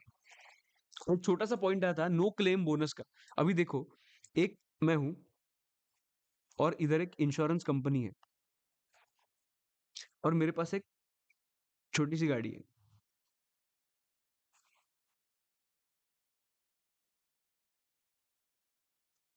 ठीक है। ये गाड़ी है। अभी हुआ क्या कि मैं एवरी ईयर उसको इंश्योरेंस प्रीमियम पे करता हूँ, समझ, 10,000। अभी क्या हुआ ना, फर्स्ट ईयर में मैंने 10,000 पे किया, ठीक है, ईयर नंबर 1 10,000। अभी हुआ क्या कि नेक्स्ट ईयर, मतलब ये साल में ना गाड़ी को कुछ हुआ ही नहीं, तो मैंने कुछ क्लेम किया ही नहीं। इंश्योरेंस वो कंपनी बोला वाह वाह वाह वाह, क्या बात है, बिकॉज इंश्योरेंस कंपनी को अच्छा ही हुआ। तो इंश्योरेंस कंपनी ने ऐसे लॉयल्टी दिखाने के लिए वो पर्सन को बोला, भाई तू ईयर 2 में जब भी 10,000 का प्रीमियम पे करेगा ना, प्लीज डू नॉट पे 10,000, तू तो मेरा मुन्ना है मुआ, तू तो मेरा मुन्ना है। 10,000 रुपीज मत पे कर, since you have not claimed anything in the current year, I am giving you a no claim bonus. No claim bonus होगा 2,000 रुपीज का, so please pay only 8,000 rupees. Question comes कि ये 8,000 कैसे आया? 10,000 rupees original minus no claim bonus. My question to you is, ये no claim bonus include होगा का in your value of supply? समझना, नो क्लेम बोनस इंक्लूड नहीं होगा in your value of supply, so your value of supply will be considered as, value of supply will be considered as 8,000 rupees. Understood? Sure? No problem? Everybody? Yes? Perfect. आगे बढ़ते हैं।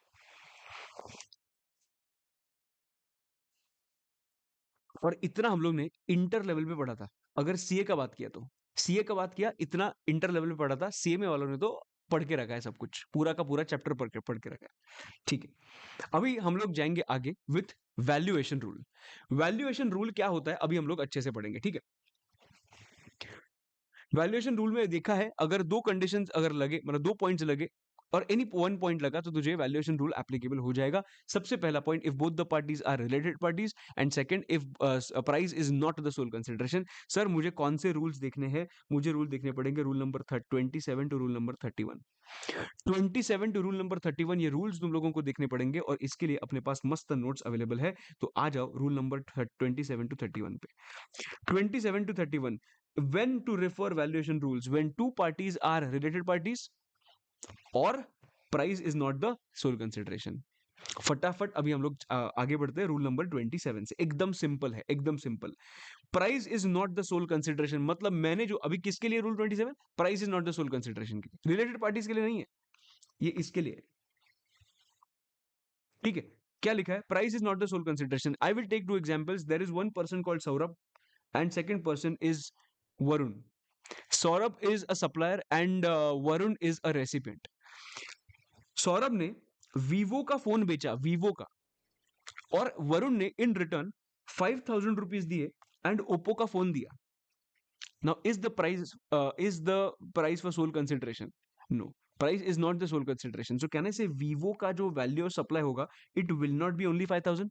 Everybody, Vivo का जो value of supply होगा, it will not be 5,000, it will be 5,000 plus Oppo का worth. 5,000 plus Oppo का worth. उन्होंने क्या बोला? If price is the not is price is not the sole consideration, no. तो एक काम करो, वीवो का जो तुम लोग बेच रहे हो ना, एकदम अच्छे से देखना वीवो क्या है और ओप्पो क्या है, बिकॉज वीवो ओप्पो में बात करूंगा फिर बाद में। सौरभ ने वीवो बेचा है, मतलब मेरा जो सेलिंग का प्रोडक्ट है ना वो वीवो है। मुझे इन रिटर्न क्या मिल रहा है? 5,000 प्लस ओप्पो मिल रहा है। सबसे पहले देखो, गवर्नमेंट ने बोला कि भाई इस पे डिपेंडेंट मत रहना।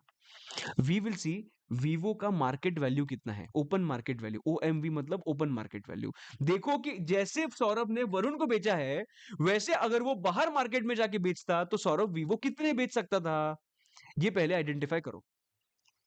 बराबर। अगर मुझे लगता है कि नहीं यार वीवो का मुझे तो कोई मार्केट ही नहीं मिल रहा है, हो सकता है ना कि वीवो बेचने गए बाहर आइडेंटिफाई करने के लिए, पर हम लोगों को तो वीवो का मार्केट ही नहीं मिला। सो can I say I am not able to identify Vivo's value. Perfect, then in that case उन्होंने बोला अच्छा वीवो का पॉसिबल नहीं है ना, तो एक काम करो, आप ओप्पो का आइडेंटिफाई करो। अगर ओप्पो का आइडेंटिफाई करके मिल गया मुझे 10,000 रुपीज का वैल्यू, सो 5,000 रुपीज प्लस 10,000 रुपीज, आंसर आ गया 15,000। सबसे पहले क्या देखा? वीवो का ही वैल्यू देखो। अच्छा वीवो का भी वैल्यू पॉसिबल नहीं है, तो एक काम करो ओप्पो का वैल्यू देखो, सिमिलर नेचर का है वो। देखो, cash consideration plus market value of Oppo, वो देखना। तो ओप्पो बेचने के लिए गए, साला ओप्पो भी लेने के लिए कोई रेडी नहीं है। मतलब बात समझो कि सबसे पहले तो इधर से ही मुझे वैल्यू मिलना चाहिए था, पर ये सब टाइम पास किया, इसकी वजह से उन्होंने बोला ये नहीं देखेंगे। उन्होंने बोला तुझे जो बेचा है ना उसका मार्केट वैल्यू देखेंगे, तो वो अवेलेबल नहीं है। तो एक काम करो, तुझे जो मिला है वो जो क्या मिला है, ओप्पो मिला है, तो ओप्पो मार्केट वैल्यू देखो। सर ओप्पो का भी मार्केट वैल्यू अवेलेबल नहीं है, तो क्या करें sir? Then in that case check whether we have market price of similar product having like kind and qualities. अभी हम लोग ने क्या देखा? जो मैंने बेचा है वो कंसीडर किया, और जो मुझे मिला है वो कंसीडर किया, जो एक्चुअली ट्रांजैक्शन में है वो कंसीडर किया। अभी उन्होंने बोला एक काम करना, अगर ये भी पॉसिबल नहीं होगा और ओप्पो का भी आइडेंटिफाई करना पॉसिबल नहीं होगा। तो सिमिलर नेचर का ऐसा कौन सा फोन है क्या, ओप्पो वीवो के सिमिलर नेचर का कौन सा ऐसा फोन है क्या? तो हम लोगों को समझा, हाँ 32 GB है, उसका प्रोसेसर XYZ है, और उसका क्या रैम इतना है, इतना जीबी फलाना ढिमकाना सब कुछ हिसाब से उसको समझा कि एक सैमसंग का फोन है, ये सैमसंग का फोन है 32 GB का, और उसके फीचर्स ये वीवो से एकदम मैच करते हैं। तो गवर्नमेंट बोल रहा है देखो ये भी नहीं समझ रहा है, ये भी नहीं समझ रहा है, तो काम करो एटलीस्ट सैमसंग का तो मार्केट वैल्यू देखो, सैमसंग दे दो, अगर ये बाहर बाहर बेचने के लिए गए तो कितना पैसा मिलेगा, ठीक है? तो वो भी मुझे नहीं मिला, तो उन्होंने बोला भाई देख अगर कुछ भी नहीं मिल रहा ना तो एक काम कर, रूल नंबर 30 अप्लाई करना पड़ेगा दोस्त। What is rule number 30? Rule number 30 में सौरभ ने वीवो जो बनाया था, बराबर, उसका कुछ कॉस्ट इनकर किया होगा, तो कॉस्ट ले ले और उसका 110% कंसिडर कर ले, 110%। बट अगर मैं सौरभ बोल रहा है कि भाई मेरे पास कॉस्ट भी अवेलेबल नहीं है, गवर्नमेंट बोले भाई तू धंधा बंद कर, तुझे कुछ है ही नहीं तेरे पास। उन्होंने बोला चल ठीक है तू इतना रो मत, तेरे पास वीवो का वैल्यू अवेलेबल नहीं है ना, मतलब मार्केट मार्केट ही नहीं है ना, चल जाएगा। ओप्पो का भी मार्केट नहीं है, अरे मुन्ना चल जाएगा। उसके बाद एक काम करो, वीवो का एक ऑल्टरनेटिव फोन ढूंढो जो सिमिलर क्वालिटीज देता है, तो सैमसंग है, तो ये बेच के देखो इसका वैल्यू क्या है। सर ये भी नहीं मिल रहा है, तो एक काम करो, तो खुद का जो कॉस्ट होगा उसका 110% कर। वो बोले सर मैं ये भी नहीं मिल रहा है, then in that case government ने बोला तो एक काम कर, रूल नंबर 31 अप्लाई कर। रूल नंबर 31 में प्रॉपर ऑफिसर डिटरमाइन करेगा what is going to be your value.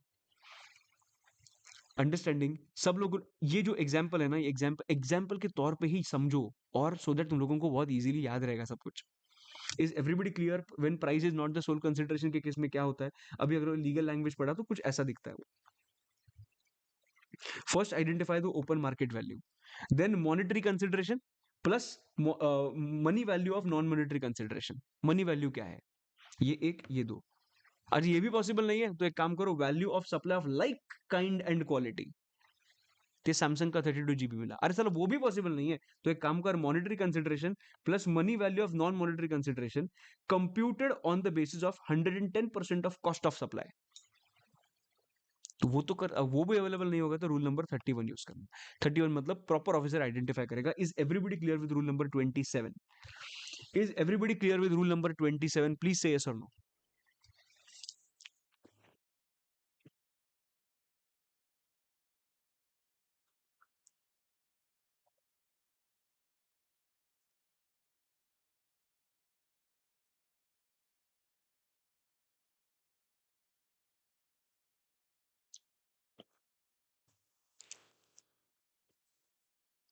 Rule 27 clear है कि नहीं?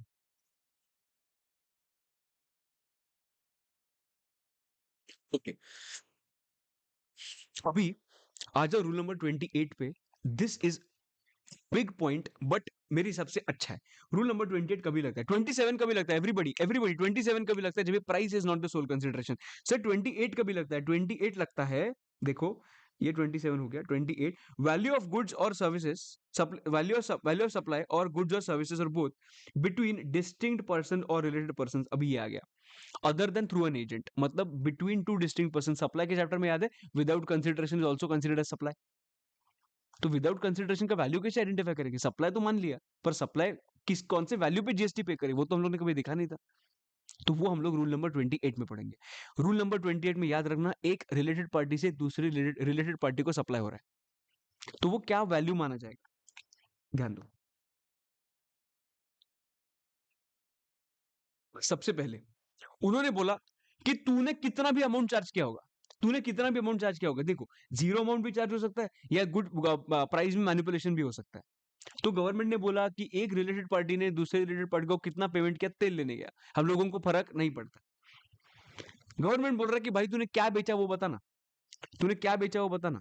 ये रिलेटेड पार्टी ने, समझ, ये रिलेटेड पार्टी को एक मशीनरी बेचा, ऐसे कुछ बेचा, मशीनरी है, मशीनरी बेचा होगा। तो इसने इसको कितना पे किया, तेल लेने गया, तो डिलीट करता हूं मैं ये, तो ये डिलीट करता हूं। अभी वो लोग बोल रहे हैं कि भाई तू मुझे बता, ये मशीनरी का ओपन मार्केट वैल्यू अवेलेबल है क्या? ये मशीनरी का ओपन मार्केट वैल्यू अवेलेबल है क्या? द आंसर इज यस, ये मशीनरी का ओपन मार्केट वैल्यू अवेलेबल है। ओके, आराम से, एकदम आराम से।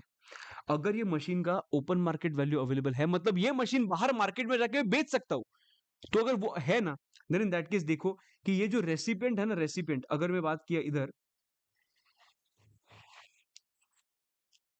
ए एंड बी का, बी इज अ रेसिपिएंट, ठीक है। देखो कि ये जो रेसिपिएंट है ना, ये एलिजिबल फॉर आईटीसी है कि नहीं। अगर वो बंदा एलिजिबल फॉर आईटीसी होगा, अगर वो बंदा एलिजिबल फॉर आईटीसी होगा, तू मुझे बता, तू मुझे बता, मैं प्राइस मैनिपुलेशन करूंगा क्या? You think about it. तुम लोग एलिजिबल फॉर, हम दोनों रिलेटेड पार्टीज है, मैंने तुम लोगों को सप्लाई किया, एंड मैं जितना सप्लाई करूंगा ना, वो सबका तो आईटीसी लेने वाला है। मतलब जितना भी जीएसटी चार्ज करूंगा उसका आईटीसी लेने वाला है। अभी मैं तुम लोगों को 50 रुपए का सप्लाई करूं तो भी आईटीसी मिल जाएगा, और मैं तुझे तुझे 50 करोड़ का सप्लाई करूं तो भी आईटीसी मिलेगा। सो can I say whatever GST which will be charge, you are going to take the ITC. So ज्यादा हो या कम हो, उससे तुझे फर्क पड़ता है क्या? कुछ भी नहीं। सो इसमें कभी भी प्राइस मैनिपुलेशन हो सकता है क्या, जब भी सामने वाले को आईटीसी मिलता है? नहीं। अरे गवर्नमेंट का डर समझो, गवर्नमेंट का डर ये है कि हम लोग प्राइस कम करेंगे, प्राइस कम करेंगे, ये गवर्नमेंट का डर है कि प्राइस कम मैं तुम लोगों को बेचूंगा। बट पॉइंट इज कि प्राइस कम किया तो कम आईटीसी आईटीसी लेगा। So can I say that if you are able to take the ITC, my only point here is it will not make any change, it will not make any difference, and there will not be मतलब कुछ मतलब ही नहीं है price manipulation करके।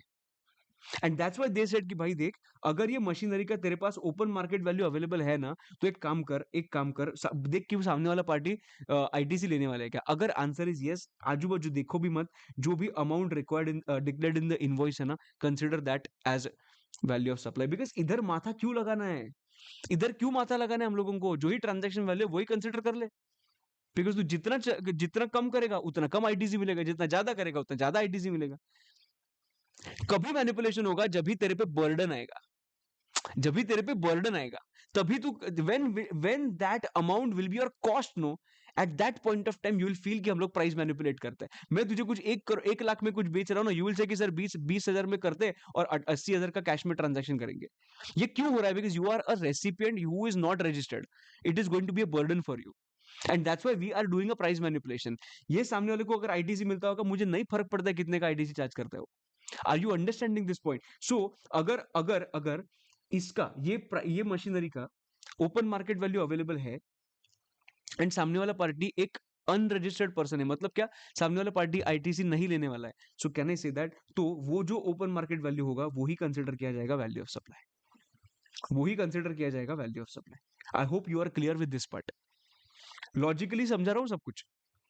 Open market value available होगा, yes होगा, सामने वाला पार्टी आईटीसी लेता होगा, डज नॉट मैटर, वही ट्रांजैक्शन वैल्यू कंसिडर करो। ओपन मार्केट वैल्यू अवेलेबल होगा, सामने वाला पार्टी आईटीसी नहीं ले रहा है, देन इन दैट केस उसका जो भी ओपन मार्केट वैल्यू होगा that is going to be considered as value of supply. This is yes point.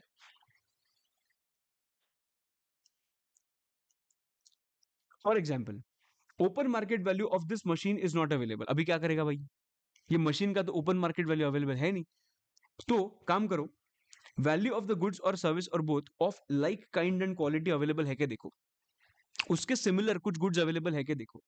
अभी चलिए मशीनरी के जगह पे मैं इधर ओप्पो का एग्जांपल लेता हूँ, सॉरी वीवो का, वीवो बेचा, ठीक है।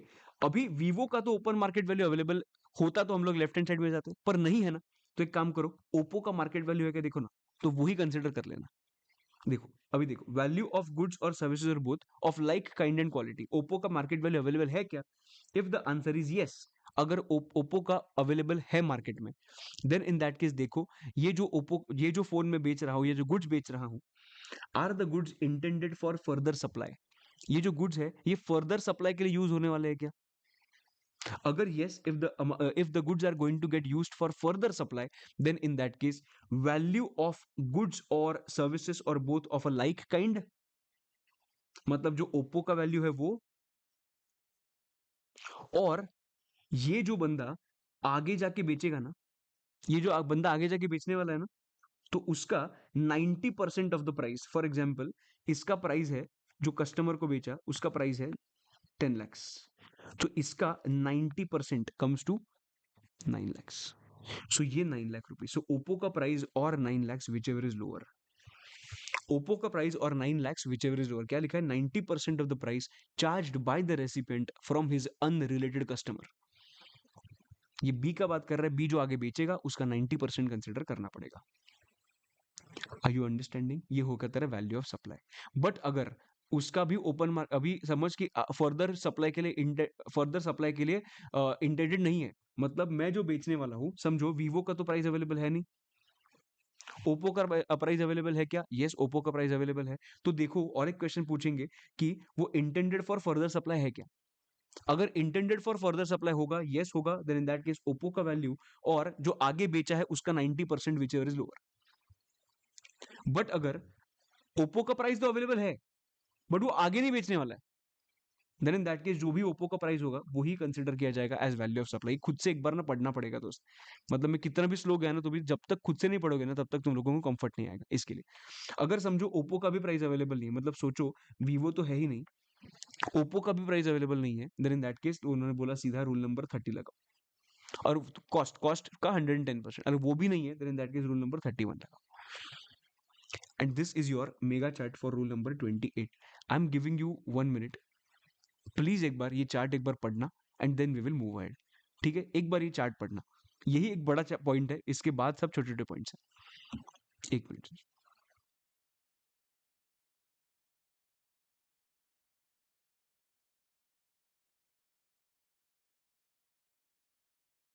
ओके, तो अपना रूल नंबर 27 हुआ है, रूल नंबर 28 हुआ है। रूल नंबर 27 में क्या लिखा था? When price is not the sole consideration. 28 में लिखा है if both the parties are related parties. Sir 29 में क्या लिखा है? 29 में लिखा है, देखो, supply through an agent, agent के थ्रू सप्लाई हो रहा है, मतलब मैं एजेंट को सप्लाई कर रहा हूं और एजेंट बाद में कस्टमर को सप्लाई करेगा, राइट? तो उन्होंने बोला कि ये देखो, हम लोगों ने देखा था, याद है, section number 7(1)(c), red with schedule 1, उसके अंदर लिखा था प्रिंसिपल टू एजेंट जो सप्लाई होगा वो हम लोग डीम्ड सप्लाई मानेंगे। तो डीम्ड सप्लाई मानेंगे, ठीक है, पर सप्लाई का वैल्यू तो कुछ है नहीं, तो ट्रांजैक्शन वैल्यू तो कंसिडर नहीं कर सकते। तो तुझे क्या करना पड़ेगा? रूल नंबर 29 पढ़ना पड़ेगा इसके लिए, राइट? तो रूल नंबर 29 में लिखा है, तो एक काम करो, जो तो गुड्स बेच रहा है ना, जो तो गुड्स भेज रहा है ना एजेंट को, उसका आइडेंटिफाई करो ओपन मार्केट वैल्यू अवेलेबल है क्या? ओपन मार्केट वैल्यू अवेलेबल है क्या? अगर ओपन मार्केट वैल्यू अवेलेबल नहीं है तो एक काम करो, 90% of the price which is charged for the goods of the like kind and quality by the recipient to his unrelated customers. अगर उसका ओपन मार्केट वैल्यू अवेलेबल नहीं है तो एक काम करो, उसके रिलेटेड गुड्स का, जो मैं अनरिलेटेड कस्टमर्स को बेचूंगा, उसका 90% कंसिडर करना, उसका 90% कंसिडर करना। अंडरस्टूड? पक्का? अगर सर ये भी पॉसिबल नहीं हो रहा, लाइक काइंड एंड क्वालिटी का भी पॉसिबल नहीं है, देन इन दैट केस एक काम करो, जितना कॉस्ट है उसका 110% लो, which this is your rule number 30। अगर वो भी पॉसिबल नहीं है तो एक काम करो, बेस्ट जजमेंट असेसमेंट के हिसाब से असेसमेंट करो। Rule number 30, rule number 31 in front of you presented right away. This is rule number 29। 27 क्या देगा? 27 was talking about price is not the sole consideration. 28 क्या देगा? When both are related parties. 29 क्या देगा? Supply through an agent, agent के through supply किया, correct? 30 क्या है? 30 तो सिंपल है ना, 110% ऑफ कॉस्ट और परचेज प्राइस और मैन्युफैक्चरिंग कॉस्ट और cost of provision of services. तो जो भी कॉस्ट लगा होगा ना मेरा, जो भी कॉस्ट लगा है वो गुड्स देने के लिए, सप्लाई करने के लिए, उसका 110% कंसिडर किया जाएगा। अगर मेरे पास कॉस्ट भी अवेलेबल नहीं है ना दोस्त, then in that case this is a residual method, sorry, this is a residual method. और उन्होंने बोला है determined by the proper officer determine करेगा सब। सो अभी तक कौन से रूल्स देखिए? Rule number 27, that is talking about what? That is talking about price is not the sole consideration. Rule number 28, that is talking about both are related parties. 29 is talking about अपना agent के through. 30 is talking about 110%। 31 is talking about proper officer देख लेगा। Understood? तो ये rule 31 तक तो अपना complete हो चुका है। आगे आ जाओ अभी with the next part. Betting, gambling, lottery, ऐसा हुआ टाइम पास चालू, छोटे छोटे पॉइंट्स है, ध्यान देना सब लोग अभी। What is the rule? What is rule 37A? Value of supply in case of lottery, betting, gambling and horse racing. अभी देखो, value of supply in case of lottery, betting, gambling and horse racing. अभी इसमें जो भी मुझे पैसा मिलता है, अभी समझो मैंने लॉटरी जीता, लॉटरी जीतने के बाद मुझे पैसा मिला 10 करोड़, 7 करोड़, 7 करोड़ जीता। 7 करोड़ जीतने के बाद, अरे भैया मुझे एक बात बताओ, इसमें जीएसटी का क्या सीन है? जीएसटी इसके ऊपर लगेगा क्या? क्या होगा? हमेशा याद रखना, GST will always B inclusive. In the price. Price में हमेशा क्या होगा, वो जीएसटी इंक्लूसिव होगा। अंडरस्टैंडिंग? पक्का एकदम। तो जीएसटी रेट कितना है सर इसमें? GST rate is 28%। 28% is a GST rate. तो इधर अपने रैपिडर में जाओ और रैपिडर में 112 का चेंज करके 128 करना। सो हम लोगों को बेसिकली ग्रॉसअप करना पड़ेगा, ये बात है। करेक्ट है। तो वैल्यू ऑफ सप्लाई क्या होगा? Value of supply will be higher of face value और इनटू 100 अपॉन 128, बेसिकली उसका वैल्यू निकालो और price notified by the state government. और अगर वो authorised by the state government होगा तो भी सेम कि पहले उसका ग्रॉसअप करो, ग्रॉसअप करने के बाद price notified by state government. Basically it will B inclusive of GST. अगर मुझे 7 करोड़ मिला है तो 7 crore is 128, 7 crore is 128। What will be 100%? ये हम लोगों को आइडेंटिफाई करना है। समझा कि नहीं समझा? ये आता है रूल नंबर 31A का। अभी मैं बात करता हूँ 31A के बाद आता है rule number 31B and 31C, जो मेरे बुक में नहीं है पर मुझे बताना चाहता हूँ मैं तुम लोगों को, तो you can take a note of this. Rule number 31B is talking about value of online gaming including actionable claim involve in online money gaming. Online money gaming में फॉर एग्जांपल मैंने पैसा डाल दिया, अगर मैंने समझ रमी में क्या वो वॉलेट होता है ना, वॉलेट में पैसा डाल दिया, तो वॉलेट में पैसा डाला, वो कितना वैल्यू ऑफ सप्लाई कंसिडर किया जाएगा? देखो, तुम लोग ने जितना वॉलेट में पैसा डाला ना, वो वैल्यू ऑफ सप्लाई कंसिडर किया जाएगा। जितना तूने डिपॉजिट किया, that is the value of supply. Sir हुआ क्या कि मैंने ना सर 10,000 रुपीज डिपॉजिट किया and I played only for 8,000 rupees, so 2,000 rupees मैंने विड्रॉ किए। I need a refund of 2,000 rupees, नहीं मिलेगा। No adjustment for the refund, whatever amount you have put in that wallet, that's it, that is value of supply. तू भले वो खेल, अभी मत खेल और वो ऐसे रख 10,000, does not matter. This is your rule number 31B, sorry, rule number 31B online gaming का। एकदम चकाचक क्लियर है। ये 31B आता है ऑनलाइन मनी गेमिंग। तो इधर भी मैं एक काम करता हूँ, ऐसा मस्त ऐसा हाईलाइट करके रखता हूँ, इसको मेकअप करते थोड़ा। ठीक है। 31C क्या है sir? 31C talks about value of actionable claims in case of casinos. तुम लोग गए क्या कभी गोवा के कसिनोज में? तुम लोग गए हो क्या? What ever it is. तो पहले क्या करते हैं ना, तुम लोग जब भी गोवा के कसिनोज में जाते हो, तभी डेल्टन रॉयल करके कसिनो है, तो उधर जाने के बाद ना पहले तुम लोग पैसा देते हो, पैसा देने के बाद चिप्स मिलते हैं उधर, 5,000 रुपए, what ever it is, chips मिलते हैं। तो जो भी चिप्स मिलते हैं ना, वैल्यू ऑफ सप्लाई क्या किया जाएगा मालूम है इसमें? जितना तुम लोग ने बाई इन किया, बेसिकली उसको बाई इन बोलते हैं। कितना तूने बाई इन किया? तूने बाई इन किया था 5,000 रुपए का, 5,000 रुपए वैल्यू ऑफ सप्लाई कंसिडर किया जाएगा। 5,000 रुपए वैल्यू ऑफ सप्लाई कंसिडर किया जाएगा। So that plus GST. Understanding? और अगर मैंने 5,000 रुपए खेलने के बाद 5,000 रुपए लिया पहले मैंने, और मैं बोला कि नहीं मुझे अभी वापस 1,000 रुपए खेला ही नहीं, मैं वापस ले लो, नहीं, इधर भी रिफंड का एडजस्टमेंट नहीं मिलेगा। अंडरस्टैंडिंग? और एक चीज उन्होंने बोला, तुम लोग जीत गए, समझ, तुम लोग जीत गए और तुम लोगों को कॉइन्स मिले। अगर जो तुम लोगों को कॉइन्स मिले, you did not withdraw, you kept on playing with the same coins which you have won. So 20,000 का तूने इन्वेस्ट किया था, पर 1 लाख रुपए हो गया उसका। अगर 1 लाख रुपए हो गया और तूने वही पैसा विड्रॉ नहीं किया, पर वही चिप्स के साथ खेलने लगे, तो इसमें कुछ परचेस ऑफ चिप्स ऐसे कुछ होता है क्या? नहीं। जब तक तू विड्रॉ नहीं करता ना, तब तक कुछ नहीं। अंडरस्टैंडिंग? पक्का एकदम। ठीक, तो ये उन्होंने पॉइंट लिखा है। This is your rule number 31A था, 31B हुआ, 31C हुआ। अभी बात करते हैं आगे, दैट इज मनी एक्सचेंज। एक एक चीज याद रखना। सबसे पहले क्या क्या, बेटिंग का पॉइंट क्या, उसके बाद बात करते हैं मनी एक्सचेंज का। You have to think from money exchange perspective. Money exchange के परस्पेक्टिव से हम लोगों को सोचना है कि तुम लोग एक मनी एक्सचेंज हो। मैं तुम लोगों के पास आज आता हूं और बोलता हूं, अरे भैया मुझे 50,000 रुपीज जो है ना, 50 लाख रुपीज जो है ना, वो मुझे यूएसडी में कन्वर्ट करके चाहिए। So can I say this is a transaction where one of the currency exchange is in rupee. 50 lakh rupees है, जो मुझे क्या करना है, कन्वर्ट करना है, राइट? अभी money exchange in certain cases, अभी मनी एक्सचेंज कभी परचेस करेगा, मनी एक्सचेंज कभी सेल करेगा। तो जो भी foreign currency money exchange purchase करता है या सेल करता है ना, उन्होंने एक चीज सीधा सीधा बोल दिया, कि भाई वो दोनों में से डिफरेंस निकालो। इसका मतलब, चलो एक काम करते हैं, एक काम करते हैं, मैंने तुम लोगों को पैसा दिया 50 लाख रुपीज का। सो यू हैव, ओके, मेरे पास समझ, मेरे पास 50,000 यूएसडी है।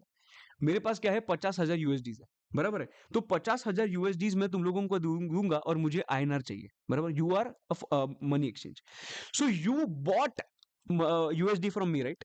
सो तेरा बाइंग रेट होगा, you bought amount of $50,000 from me, right? So तेरा बाइंग रेट है समझ ₹80 का, बराबर है? अभी वो बॉट 80, मेरे पास जो डॉलर्स है, मेरे पास जो डॉलर्स है 50,000 के, वो 50,000 के डॉलर्स में किधर जाके सेल करूंगा? किधर जाके सेल करूंगा? आरबीआई में जाके सेल करूंगा। और समझो आरबीआई का rate is 84, can I say I earned 4 and this is my profit, this is my profit. So ₹4 per dollar into $50,000 कितना हो गया? 2 lakhs। 2 lakh rupees is considered as my value of supply.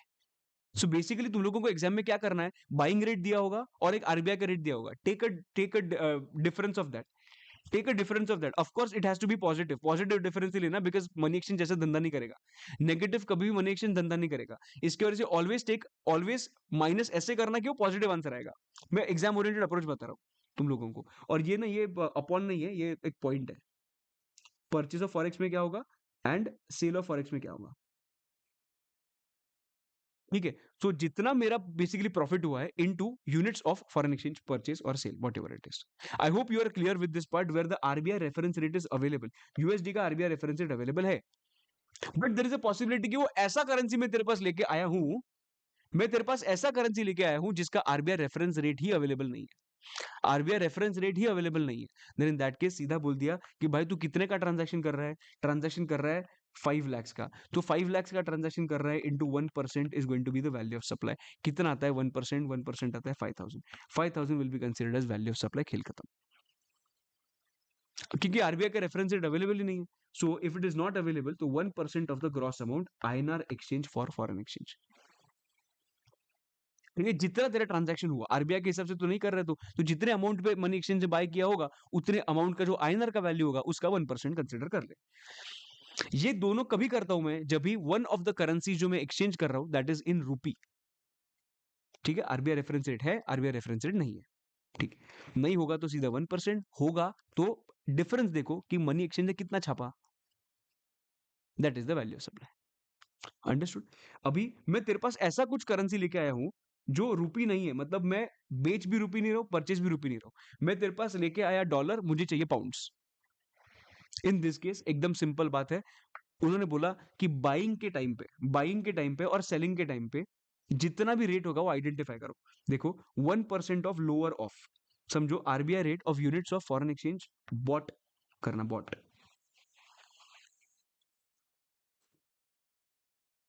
Okay, RBI rate पर rupee for dollar कितना है 80, और कितना 50,000 bye किया, correct है? तो ये कितना आया 4 lakhs। अभी और RBI rate into foreign exchange sold होगा, से for example it is 5 lakhs, which ever is lower का एक वैल्यू ले लो दैट इज 4 lakhs, उसका 1% is going to be considered as value of supply, where the transaction is neither currency, in which neither currency is rupee. So अभी तक क्या क्या देखा, देखो ना, फॉरेन मनी एक्सचेंज में सबसे पहले देखा one of the currency is रूपी, एंड सेकंड देखा रूपी है ही नहीं। अगर रूपी होगा तो देखो कि रेफरेंस रेट अवेलेबल है या रेफरेंस रेट अवेलेबल नहीं है। रेफरेंस रेट अवेलेबल होगा तो देखो कि मनी एक्सचेंज में कितना छापा, buying rate and RBI rate minus करो into number of foreign currency. अगर तेरे पास कुछ भी अवेलेबल नहीं है RBI reference rate, then in that case जितना तेरा आईएनआर में ट्रांजैक्शन हुआ है into 1%। Understanding? I hope everybody is clear. This is method number 1 for money exchange. This is method number 1 for money exchange. Money exchange का second method ऐसा है, देखो ये फॉर एग्जाम्पल, तो वो लोग बोल रहे हैं कि अगर तुझे ऐसा करना है तो ऐसा कर सकता है, और मेथड 2 से कर सकता, करना है ऐसा कर ले। उन्होंने क्या बोल दिया मालूम है, उन्होंने स्लैब रेट्स डाल दिया, slab rates, value of supply के स्लैब्स डाल दिए। अगर जो मुझे मनी एक्सचेंज करना है दैट इज ₹16 lakhs, मुझे 16 lakhs का मनी एक्सचेंज करना है, तो उन्होंने क्या बोला मालूम है, एक काम कर 1% will be computed if the gross amount is up to 1 lakh. Up to 1 lakh अगर ग्रॉस अमाउंट होगा तो रेट, मतलब वैल्यू ऑफ सप्लाई का रेट कंसिडर किया जाएगा 1%। मुझे कंप्यूट करके बताओ, अगर मेरा 16 lakhs है, सो फर्स्ट 1 लाख पे कितना वैल्यू ऑफ सप्लाई कंसिडर किया जाएगा, कहने से 1000, बराबर है? ओके, 16 lakhs में से वन लाख का तो जुगाड़ हो गया, बाकी 15 lakhs। अभी नेक्स्ट देखो स्लैब क्या है, 1 लाख टू 10 लाख के अंदर 0.5, नाउ कैन आई से 1 लाख टू 10 लाख में कितने लैक्स आते हैं बीच में? सो पहले 1 लाख का तो सॉर्ट हो गया। अभी 1 लाख के ऊपर टिल 10 लाख 9 लाख आ गए, बराबर ना? 9 लाख इंटू 0.5%, 9 लाख इंटू 0.5%, देखो ना कितना आता है, देखो ना कितना आता है। 9 लाख इंटू 0.5%, सामने लिखा है पर मैं बोल रहा हूं 0.5%।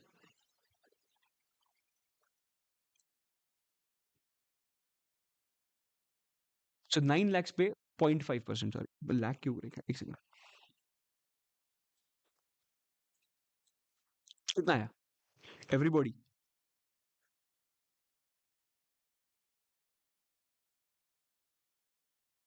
4500 आया, बराबर है, 4500 आया, तो इधर लिख दे 4500। बट अगर क्यूमुलेटिव देखा तो कहने से 1000 ऊपर का एंड नीचे का 4500 कम्स टू व्हाट, टोटल 5500, बराबर एकदम। ठीक है, इधर का 4500, मैं स्लैब वाइज कर रहा हूँ इसके लिए ऐसे कर रहा हूँ। उसके बाद 10 लाख के ऊपर कितना है, 6 लाख, तो 6 लाख ले लो इंटू 0.1%, कितना आता है आंसर? 600, 600। सो ये ऐड करो, you will get the answer as value of supply. कितना? 1000 प्लस 4500 प्लस 600, मतलब 5500 plus 600 comes to 6100। This is the value of supply. I hope you are clear. So 1 उसका हाफ और 0.1, 1 0.5 0.1, 1 0.5 0.1। एंड स्लैब्स कैसे है? 0 to 1, 1 to 10 and about 10। ये जो है ना स्लैब्स, ये जो है ना स्लैब्स, अगर तुम लोग कंफर्टेबल हो गए इनकम टैक्स के स्लैब रेट सरचार्ज के रेट से, देन इन दैट केस ये डोमेस्टिक कंपनी का सरचार्ज रेट याद रखना। डोमेस्टिक कंपनी का सरचार्ज रेट है, याद है? अप टू 1 लाख रुपए, 1 करोड़ है वो, जाने दो, छोड़ो, जाने दो, कंफ्यूज हो जाएगा तुम लोग, जाने दो। वो उधर 1 करोड़ है, इधर 1 लाख है, ठीक है, फॉरगेट इट। मैंने कंफ्यूज किया ना, फालतू आदमी हूं मैं, छोड़ यार। पर उधर ऐसा है 1 1 to 10 एंड मोर देन 10, इसके लिए I thought of telling you, जिनको समझा होगा उनके ठीक है। ठीक, 6100 is the answer. This is the second point of, this is the second point of money exchange. Understood? सबको समझा ये? श्योर एकदम? ओके, दो पॉइंट्स हम लोगों ने किए अब तक। After rule number 31, after rule number 31, correct, that is 31A, 31B, 31C, ये तो मनी गेमिंग का था। 32 is talking about money exchange, and next is talking about air travel agent. Next is talking about air travel agent, 32(3) air travel agent. ठीक है, देखो, मैं air travel agent हूं, सबसे पहले लॉटरी, सेकंड मनी एक्सचेंज हूं, थर्ड एयर ट्रैवल एजेंट हूं। तो उन्होंने बोला भाई तू जितना टिकट बुक कर रहा है ना, अगर वो डोमेस्टिक फेयर होगा ना, तो एक काम करना, 5% कंप्यूट करना। लोगों को इतना याद रहता है, पर लोगों को याद नहीं रहता है 5% ऑफ क्या था। लोगों को याद नहीं रहता है 5% ऑफ क्या था। It has to be 5% of basic fare, it has to be 5% of basic fare. But if it is, अगर मैंने ट्रैवल एजेंट ने ऐसा कुछ टिकट बुक करके दिया है internationally, then in that case it has to be 10% of basic fare. और sir basic fare क्या होता है? बेसिक फेयर मतलब air fare on which commission is normally paid, air fare basically, to the air travel agent by the airlines. Understanding? तो basic fare का information तुम लोगों को एग्जाम में दिया, ठीक है। उसका 5% अगर डोमेस्टिक होगा तो, इंटरनेशनल होगा तो 10%। ओके, नेक्स्ट आता है in relation to insurance, life insurance business. मैं वापस में थोड़ा सा ना क्यूमुलेटिव रिवीजन करवा रहा हूँ तुम लोग से, तुम लोगों को याद रहेगा। सबसे पहले हम लोग ने लॉटरी का पॉइंट देखा, सेकंड पॉइंट हम लोग ने जो देखा that was in relation to money game, sorry हाँ, ऑनलाइन मनी गेमिंग, बाद में कसिनोस, बाद में क्या देखा हम लोग ने ऊपर? हाँ, foreign exchange, money exchange. Fifth कौन सा देखा अभी जो देखा वो मनी एक्सचेंज के बाद? एयर ट्रैवल, ये भी देख लिया। अभी इंश्योरेंस बिजनेस का बात करते हैं। देखो, इधर मैंने एक चार्ट लिया है and this is the chart from CMA module. CMA module में ऐसे लिखा है, अभी can I say that life insurance company तुम लोग से प्रीमियम चार्ज करता है। यस, जो भी प्रीमियम चार्ज होता है ना उस पे जीएसटी लगाता है। अभी जो जीएसटी लगाता है उस पे जीएसटी किस पे कंप्यूट होता है वो हम लोगों को अभी कंप्यूट करना है। राइट? वैल्यू ऑफ सप्लाई क्या होगा? तो services of life insurance company, इसके बारे में बात करते हैं। अभी लाइफ इंश्योरेंस कंपनी के दो टाइप्स होते हैं। वन, वो प्रीमियम जो होगा, मतलब कभी कभी क्या होता है, life insurance company does savings for you. मतलब क्या कि ओके, नॉर्मल एक रिस्क कवर हो सकता है, और वो जो प्रीमियम होगा उसमें रिस्क प्लस सेविंग्स दोनों होगा। मतलब रिस्क कवर मतलब क्या, तुम लोग से पैसा लेगा, तुम लोगों को पैसा लगा तो वापस दे देगा। This is premium covers only risk. अभी रिस्क प्लस सेविंग मतलब क्या, तुम लोग से प्रीमियम लेगा, समझो 70 to 80% life insurance company invest and saves that amount.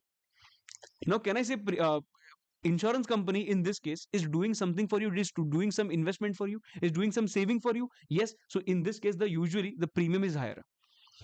ये जो होता है ना, ये जो होता है ना, ये यूजुअली प्रीमियम हायर होता है इसमें, बिकॉज इसमें कंपनी तेरे लिए कुछ कर रहा है, right? So life insurance company में देखना है हम लोगों को कि वो कौन सा पॉलिसी बेच रहा है। अगर वो जो प्रीमियम जो कलेक्ट कर रहा है उसमें अगर ओनली रिस्क होगा ना, अगर ओनली रिस्क होगा ना, तो उन्होंने बोला एक काम करो, सीधा 18 पे 18% GST on the gross premium charge from the policy holders. Basically transaction value, जितना भी तेरा प्रीमियम चार्ज किया है that is going to be the value of supply, उस पर 18%। And the best part is, इसमें से क्वेश्चन नहीं आएगा, वी नो दिस, बिकॉज ये इसमें कुछ कॉम्प्लिकेशन है ही नहीं, तो इसमें तो क्या क्या ही पूछेंगे इसमें क्वेश्चन यार, ये बात है। ठीक है, सो प्रीमियम कवर्स ओनली रिस्क, ठीक है, जो वैल्यू दिख रहा है वही कंसिडर किया जाएगा, but premium covers risk plus savings. तो देखो कि ये जो सेविंग्स करने वाला हूं, ये मैंने वो पॉलिसी होल्डर को बताया था क्या? Was this intimated to the policy holder कि मैं सेविंग करने वाला हूं? देखो, the amount allocated for saving has been intimated to policy holders at the time of providing service. Service के टाइम पे उसको इंटीमेट किया था क्या? If the answer is yes, उसको इंटीमेट किया था, then in that is very good, तो बहुत अच्छा आदमी है। तो जितना प्रीमियम कलेक्ट किया, फॉर एग्जाम्पल टोटल प्रीमियम जो कलेक्ट किए हैं दैट इज समझ 10 लाख रुपीज, टोटल प्रीमियम जो कलेक्ट किया that is for example 10 lakh rupees, then in that case उसमें से कितना सेव किया? 80% सेव किया, सो 8 लाख सेव किया। सो बेसिकली जो इंश्योरेंस कंपनी को गवर्नमेंट को पे करने का जब टाइम आएगा, तो value of supply will be considered as 2 lakhs, right? So GST पे GST only on the net premium, because समझो 10 लाख रुपीज मैंने लिए और 8 लाख रुपीज इन्वेस्ट कर दिए, तो मेरे हाथ में कितना बचा? मेरे हाथ में 2 लाख रुपए बचा। 2 लाख रुपए जो है उस पर जीएसटी कैलकुलेट हो जाएगा, अगर मैंने इंटीमेट किया है सामने वाले पर्सन को। बट अगर मैंने इंटीमेट नहीं किया है, इंटीमेट नहीं किया है, तो सीधा उन्होंने और रूल्स बनाए, और रूल्स में उन्होंने क्या लिख दिया? अगर तू इंटीमेट नहीं किया है और तू ईयरली प्रीमियम पे करता है और लमसम प्रीमियम पे किया है, दोनों का अलग ट्रीटमेंट।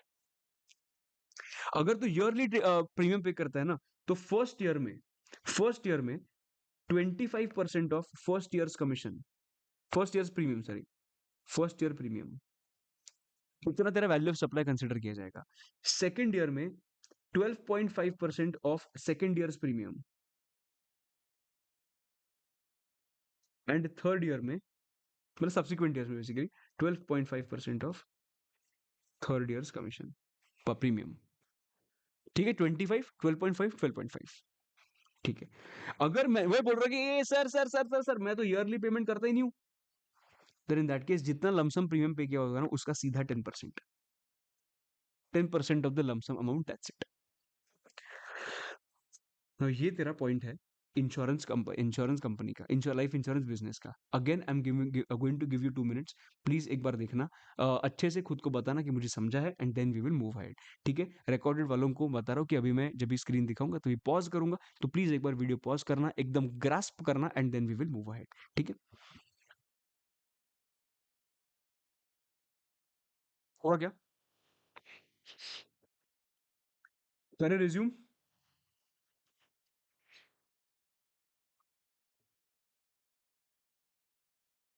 देशी पानी देशी। यस, सो ये अपना बात हुआ। देखो अभी तक क्या क्या किया, अभी हम लोग ने क्या किया, लॉटरी देखा, इंक्लूसिव होगा, बाद में ऑनलाइन देखा, उसके बाद कसिनोज देखा, उसके बाद मनी एक्सचेंज देखा, एंड एयर ट्रैवल देखा। B R that is B buying rate, B is okay. किधर था वो? ये है ना, ये पेज नंबर 79 पे एक छोटा करेक्शन है, ये 1 आर नहीं बी आर आएगा, buying rate, this is buying rate. ठीक है, ओके, ये अपना हुआ कंप्लीट। उसके बाद आगे ये ना पीछे मैंने एक मस्त एग्जांपल दिया, एक बार एग्जांपल भी देख लेना। उसके बाद आते हैं बाद में, कुछ ऑलमोस्ट हो गया अपना। Rule number 32.5 is buying and selling of second hand goods. Second hand goods buying and selling मतलब मैं क्या करता हूं, मैं एक डीलर हूं सेकंड हैंड गुड्स का। सेकंड हैंड गुड्स का डीलर हूं, मैं क्या करता हूं, मैं गुड्स परचेस करता हूं, गुड्स सेल करता हूं, गुड्स परचेस करता हूं, गुड्स सेल करता हूं, परचेस करता हूं, सेल करता हूं। इन दिस केस मेरे लिए वैल्यू ऑफ सप्लाई क्या कंसिडर किया जाएगा? तो सबसे पहले देखो, वो जो डीलर है, वो डीलर वो चीज को बेच रहा है, वो आईटीसी अवेल कर सकता है क्या? वो ITC okay, sorry sorry sorry, dealer खुद आईटीसी अवेल कर रहा है क्या? डीलर जिधर से उसने परचेस किया है वो उसका आईटीसी अवेल कर रहा है क्या?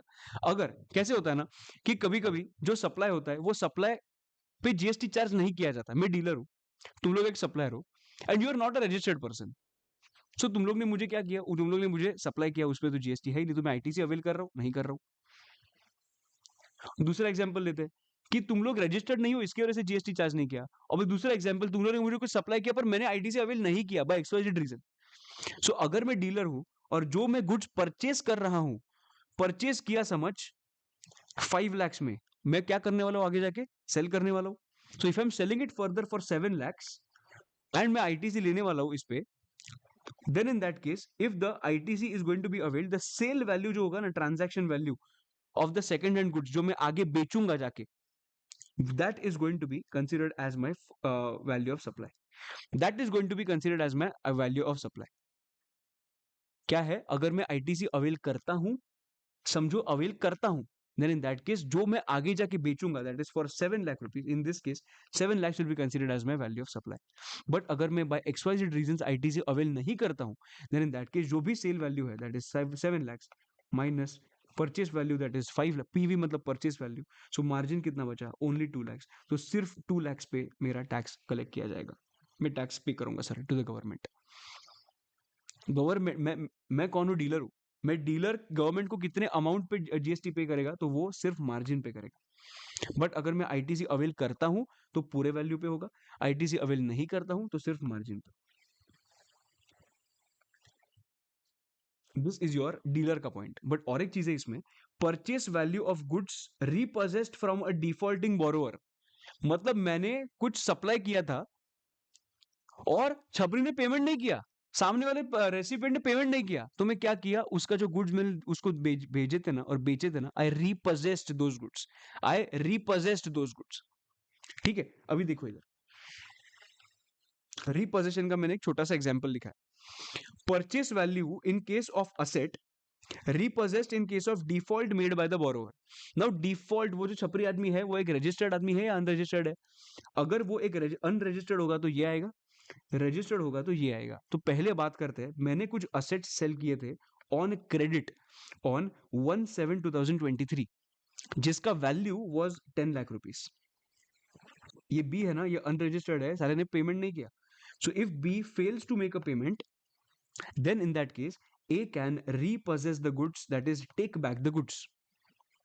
बराबर? तो ये कभी टेक बैक किए 12/12/23 को टेक बैक किए, कभी का इनवॉइस है, कभी दिए थे 1/7/23 को दिए थे।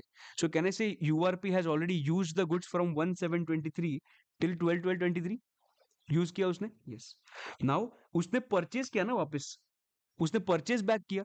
द क्वेश्चन कम्स, ये जो परचेज वैल्यू होगा उस पे उसका वैल्यू ऑफ सप्लाई क्या माना जाएगा? उसका वैल्यू ऑफ सप्लाई क्या माना जाएगा? Because he took the goods back. So value for the borrower कितना था? बोरोवर के लिए वैल्यू कितना था? बोरोवर के लिए वैल्यू था 10 lakhs। बराबर? वैल्यू कितना था? 10 lakhs। बट कैन आई से ये 10 lakhs में से इधर से लेके इधर तक he has used the goods? Yes. तो ये जो गुड्स उसने यूज किया है ना, उसका बेनिफिट उसको मिल जाएगा, पूरा 10 लाख उसका वैल्यू ऑफ सप्लाई नहीं आएगा। तो इन this case value of supply में 10 lakhs तो पहले कंसिडर करो, माइनस 5% पर क्वार्टर। आइडेंटिफाई करो इसमें कितने क्वार्टर्स आते हैं इन दिस यूज, कितने क्वार्टर्स आते हैं 1/7/23 से लेके 12/12/23, उसमें कितने क्वार्टर्स आते हैं? समझो फाइनेंशियल ईयर 23-24 का बात किया तो अप्रैल में जून में तो नहीं आता है, जुलाई अगस्त सितंबर में एक आ गया, एंड अक्टूबर नवंबर दिसंबर में दो। सो 2 क्वार्टर्स बी ने यूज किया। सो कहने से 2 क्वार्टर्स माइनस किए जाएंगे। यस। सो 1 लाख माइनस करूंगा, क्यों? Because 2 quarters into 5% comes to 10%। 10% जो होगा वो मैं इस पे अप्लाई करूंगा, बेसिकली 1 लाख रुपीज आएगा। वो 1 लाख रुपीज माइनस करके my purchase value will be 9 lakh rupees. My purchase value will be 9 lakh rupees. ये किसके लिए है? सप्लायर के लिए है। सर ये हम लोग क्या कर रहे हैं? ये हम मुझे ये तो समझ में आ गया सर कि ये हम लोग कर क्या रहे हैं, बट ये क्या कर रहे हैं मालूम है? ये कर रहे हैं हम लोग purchase value identify.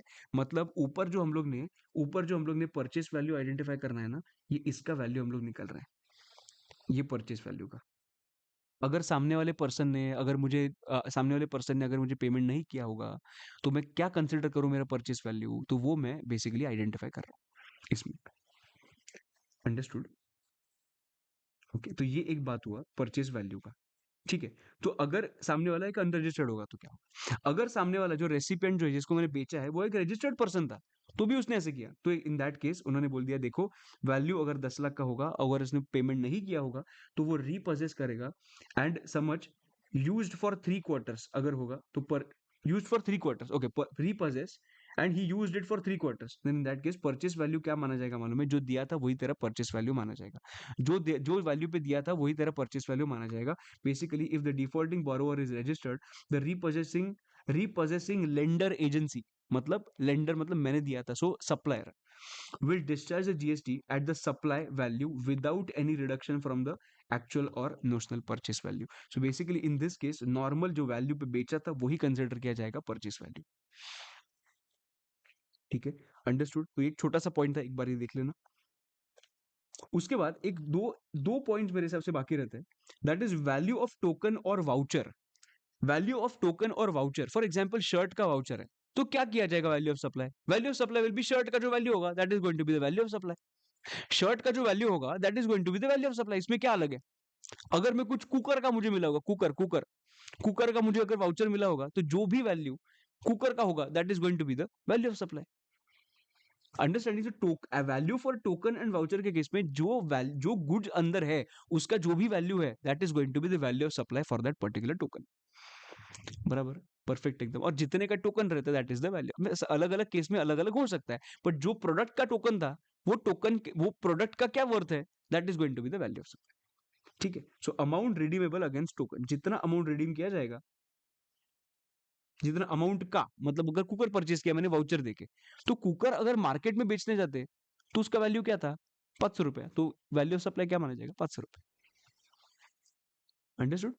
This is your rule number 32(6). Please ध्यान देना इधर। अभी तक क्या क्या किया? अभी तक सबसे पहले हम लोग ने किया था, याद करो ना क्या किया था? मैं ही भूल गया। अरे सबसे पहले क्या किया था? अरे क्या कर रहा है? सबसे पहले हम लोग ने देखा था लॉटरी। हाँ, लॉटरी देखा था।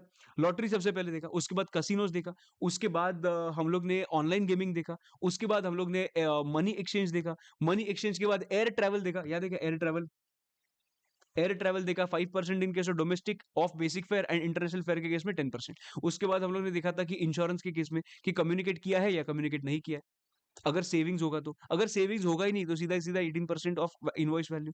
अगर सेविंग्स होगा तो कम्युनिकेट किया होगा, देन इन दैट केस जितना मार्जिन, जितना इन्वेस्ट करने के बाद बच गया ना, that is going to be the value of supply. But अगर कम्युनिकेट ही नहीं किया, देन इन दैट केस देखो कि प्रीमियम जो पे होता है वो एनुअली होता है या प्रीमियम पे होता है वो लमसम होता है। एनुअली होगा तो 25% in the first year, subsequent years में 12.5%। एंड अगर लमसम होगा देन इन दैट केस 10% सीधा एप्लीकेबल हो जाएगा। उसके बाद हम लोग ने देखा था, that is talking about second hand goods के बारे में। अगर आईटीसी अवेल किया होगा तो सेल वैल्यू, अगर आईटीसी अवेल में नहीं करता हूँ सेकंड हैंड जो डीलर है वो, देन इन दैट केस जो अवेल नहीं करता हूँ तो जितना मार्जिन है that is the value of supply. Value of token और वाउचर के केस में जितना अमाउंट रिडीमेबल होगा उतने अमाउंट का कंसिडर किया जाएगा value of supply. What is rule number 33? Rule number 33 is not very important at all. तो भी हम लोग देख लेते हैं, देखो क्या है।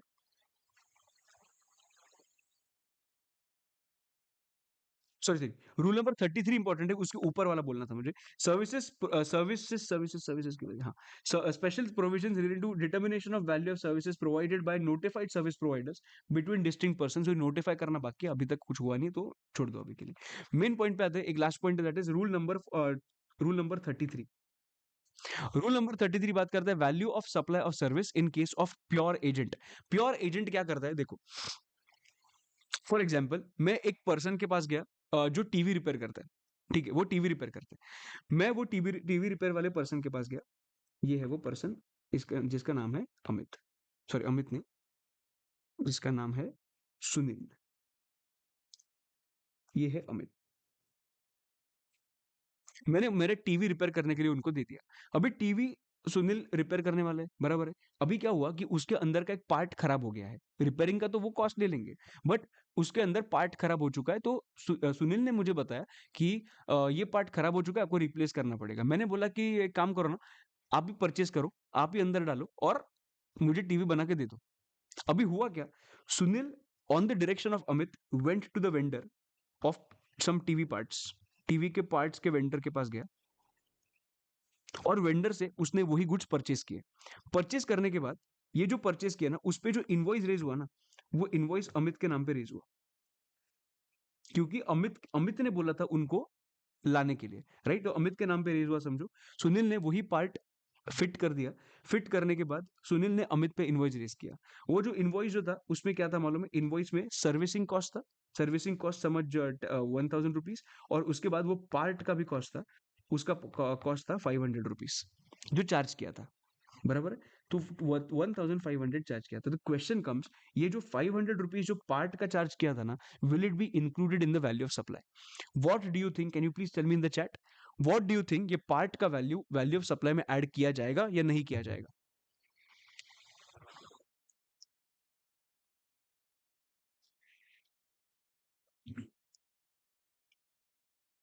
समझो बात को। ये जो एजेंट जो है ना, ये जो सुनील जो है ना, that person is acting like an agent. Sunil is acting like an agent here. ये इसको बोलते हैं pure agent. Pure agent, agent कुछ भी सर्विस जो अभी ये जो सुनील जो सर्विस दे रहा है, मतलब ये जो पार्ट लेके आया उसके बाद वो पार्ट फिट करके दे दिया। Please tell me one thing, ये जो पार्ट फिक्स किया वो तो सुनील का थोड़ी इनकम है यार। उसने तो क्या परचेस किया, डाल दिया, तुझे दे दिया, और वो उससे वापस ले लेगा पैसा। तो इसमें 500 रुपीज तेरे वैल्यू ऑफ सप्लाई में आ जाएगा क्या? 500 रुपीज तेरे वैल्यू ऑफ सप्लाई में नहीं आएगा। 500 रुपीज तेरे वैल्यू ऑफ सप्लाई में नहीं आएगा, बिकॉज ये जो है ना Sunil, this person is a pure agent. This person is a pure agent, जो पार्ट लेके आ रहा है और जो दे रहा है और उसका पैसा ले रहा है। मतलब कैसे हुआ, पार्ट लिया, इसने पैसा दिया, इसने पार्ट इसको दिया फिट करके, और इससे पैसा पार्ट का ले लिया। इसमें सुनील का इसमें कुछ भी इंटरेस्ट है क्या? नहीं। सो कैन आई से Sunil is acting like a pure agent? Yes. So in this case वो जो पार्ट होगा उसका हम लोग कंसिडर नहीं करेंगे वैल्यू ऑफ सप्लाई में। नाउ प्योर एजेंट का हम लोगों को डिफाइन करना है कि व्हाट इज प्योर एजेंट। तो उन्होंने बोला है भाई देखो, प्योर एजेंट कभी कंसिडर किया जाएगा और कभी वो इंक्लूड नहीं किया जाएगा। एकदम सिंपल है कि कॉन्ट्रेक्चुअल अग्रीमेंट होना चाहिए between Sunil and Amit. Contractual agreement होना चाहिए बिटवीन सुनील एंड अमित कि ऐसा होने वाला है। अमित ने डायरेक्शन दिया है सुनील को परचेस करने के लिए, राइट। देखो, enters into a contractual agreement with the recipient to act on their behalf and incur expenditure। ये रट्टा मारने का जरूरत नहीं है, कॉन्ट्रेक्चुअल अग्रीमेंट होनी चाहिए। दूसरा, हम लोग अभी प्योर एजेंट को डिफाइन कर रहे हैं ना, इसके लिए बाद में, neither intents to hold or holds any title to the goods और services procured on behalf or provided to the recipient. Sunil का कुछ भी ऐसा इंटेंशन नहीं था to hold any title, ownership maintain करने का कुछ भी इंटेंशन नहीं था। Does not use the goods, मतलब Sunil does not use the goods और services so procured in his own interest, खुद के लिए वो यूज नहीं करते। And receives only actual amount incurred to procure such goods और सर्विस। मतलब 500 रुपए का लिया था, कस्टमर से ही 500 रुपए चार्ज किया, मेरे से 500 रुपए सुनील ने चार्ज किया, और उसने भी 500 रुपए दिया था, आई शपथ ए। तो भी गवर्नमेंट बोल रहा है कि ठीक है, चल जाएगा, तू एक प्योर एजेंट है, इसके वजह से जो भी अमाउंट तूने चार्ज किया होगा for that particular part, it will not be added to value of supply. I hope that you are clear. उसके बाद हम लोग एक लास्ट सर्कुलर करेंगे। लास्ट क्यों बोल रहे सर, रूल नंबर 34 है ना। अगर तुम लोगों को याद होगा, रूल नंबर 34 हम लोग ने ऑलरेडी कर दिया है। हम लोग ने ऑलरेडी कर दिया है in place of, in time of supply. याद है क्या, मैंने दीपिका और रणवीर सिंह का एग्जांपल दिया था। दीपिका पादुकोण, रणबीर कपूर एंड रणवीर सिंह, जो पहले आएगा वो जीत जाएगा। याद है तुम लोगों को? तो वही एग्जाम्पल वो है, इसकी वजह से वो करने से मतलब नहीं है। हम लोग एक सर्कुलर लास्ट देखेंगे, that is taxability of airport levies levies collected by airlines as pure agent. एक मिनट इधर देखना, इधर देखना, एकदम सिंपल बात है, एकदम सिंपल बात है। देखो, इधर एक कस्टमर है, इधर एक कस्टमर है, ठीक है। इधर है लक्ष्मीशा, ये है लक्ष्मीशा। उसको फ्लाइट पकड़ के जाना है समझ, Mumbai to Delhi. Mumbai to Delhi, correct, मंदिर वाला example, right. So Mumbai to Delhi का फ्लाइट पकड़ना है, इसके वजह से वो एयरलाइंस के वेबसाइट पे जाके बुक कर दिया टिकट। टिकट बुक करने के बाद हुआ क्या कि वो अभी बुक हो गया, वो गई एयरपोर्ट पे। एयरपोर्ट पे जाने के बाद ना you must have seen a lot of facilities, मतलब क्या होता है, वॉशरूम का फैसिलिटी होता है, उसके बाद रेस्टिंग का फैसिलिटी होता है, ये सबका facility, you can just roam around, या बहुत सारे चेयर्स दिए जाते हैं, फैंस लगाए जाते हैं। तो ये सब चीजें कहने say that airport authority of India लेगा, ये सर्विसेज कौन देगा, airport authority of India service देगा, बराबर। अभी ये जो सर्विसेज दे रहा है, नो डोंट यू थिंक इसका खर्चा लग रहा है, अभी एयरपोर्ट अथॉरिटी ऑफ इंडिया का खर्चा लग रहा है, यस। तो ये जो खर्चा लग रहा है ना, इसके लिए airport authority of India charges some amount and can I say कौन यूज कर रहा है ये सब चीजें, कस्टमर यूज कर रहा है। अगर कस्टमर यूज कर रहा है तो कैन आई से दैट ये कस्टमर से रिकवर होना चाहिए, बट पॉइंट इज कि एयरपोर्ट अथॉरिटी ऑफ इंडिया थोड़ी कस्टमर से डील कर रहा है। तो इसके वजह से airport authority of India charge करता है एयरलाइंस को, और एयरलाइंस वही चार्जेस चार्ज करता है टू द कस्टमर। और एयरलाइन क्या करता है, एयरलाइन पैसा लेता है कस्टमर से, वही पैसा बाद में एयरपोर्ट अथॉरिटी ऑफ इंडिया को दे देता है, अंडरस्टैंडिंग। और इसके लिए एयरलाइन पैसा भी चार्ज करता है, मतलब कमीशन लेता है इसके लिए, अंडरस्टैंडिंग। तो ये कौन से चार्जेस है सर, ये चार्जेस होते हैं यूडीएफ, मतलब user development fee, and passenger development fee, understanding. ये दो चार्जेस उनसे कलेक्ट किए जाते हैं। द क्वेश्चन कम्स कि कौन जीएसटी पे करेगा ये यूडीएफ एंड पीएसएफ पे। समझो बात को, ये क्या हो रहा है ना, देखो, ये एयरलाइंस पहले UDF and PSF, passenger development fee and user development fee, इनसे पहले कलेक्ट किया जाता है। इनसे कलेक्ट करने के बाद उसके साथ साथ जीएसटी भी कलेक्ट किया जाता है। जो भी जीएसटी कलेक्ट होगा वो एयरलाइंस नहीं, पहले पूरा का पूरा जीएसटी के साथ साथ वो एयरपोर्ट अथॉरिटी ऑफ इंडिया को दिया जाएगा। ये एयरपोर्ट अथॉरिटी ऑफ इंडिया को दिया जाएगा, उसके बाद एयरपोर्ट अथॉरिटी ऑफ इंडिया क्या करेगा, जीएसटी लेगा और गवर्नमेंट को जाके दे देगा, नीचे गवर्नमेंट को जाके दे देगा। I hope you are clear with this, right? So Airport Authority of India will pay GST on UDF and PSF. बराबर, ओके। अभी देखो, कहने से airlines will charge commission from the airport authority of India, ये सब कर रहा है ना, इतना चार्ज वो सब करना है, करेक्ट है। तो एयरलाइन क्या करेगा, एयरपोर्ट अथॉरिटी ऑफ इंडिया से कमीशन चार्ज करेगा। तो ये जो कमीशन चार्ज होता है, इसमें सर्विस प्रोवाइडर कौन है, एयरलाइन है। सर्विस रिसीवर कौन है, एयरपोर्ट अथॉरिटी ऑफ इंडिया है। अभी इस पे लगता है जीएसटी, ये कमीशन पे लगता है जीएसटी, और वो जो जीएसटी चार्ज करेगा वो फॉरवर्ड चार्ज मैकेनिज्म के अंदर airline will make a payment to the government, airline will make a payment to the government, एकदम परफेक्ट, नो प्रॉब्लम, ठीक है।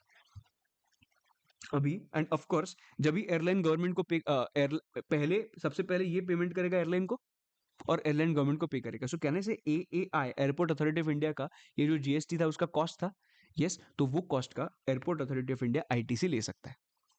पेमेंट क्या ना, नॉर्मल जीएसटी का पेमेंट है, कमीशन के जीएसटी का पेमेंट, तो AI will be able to take the ITC for that, right. उसके बाद आगे बढ़ते हैं, will airline take ITC on UDF and PSF in this example तुम लोग ही सोच के मुझे बताना, तुम लोग ही सोच के मुझे बताना,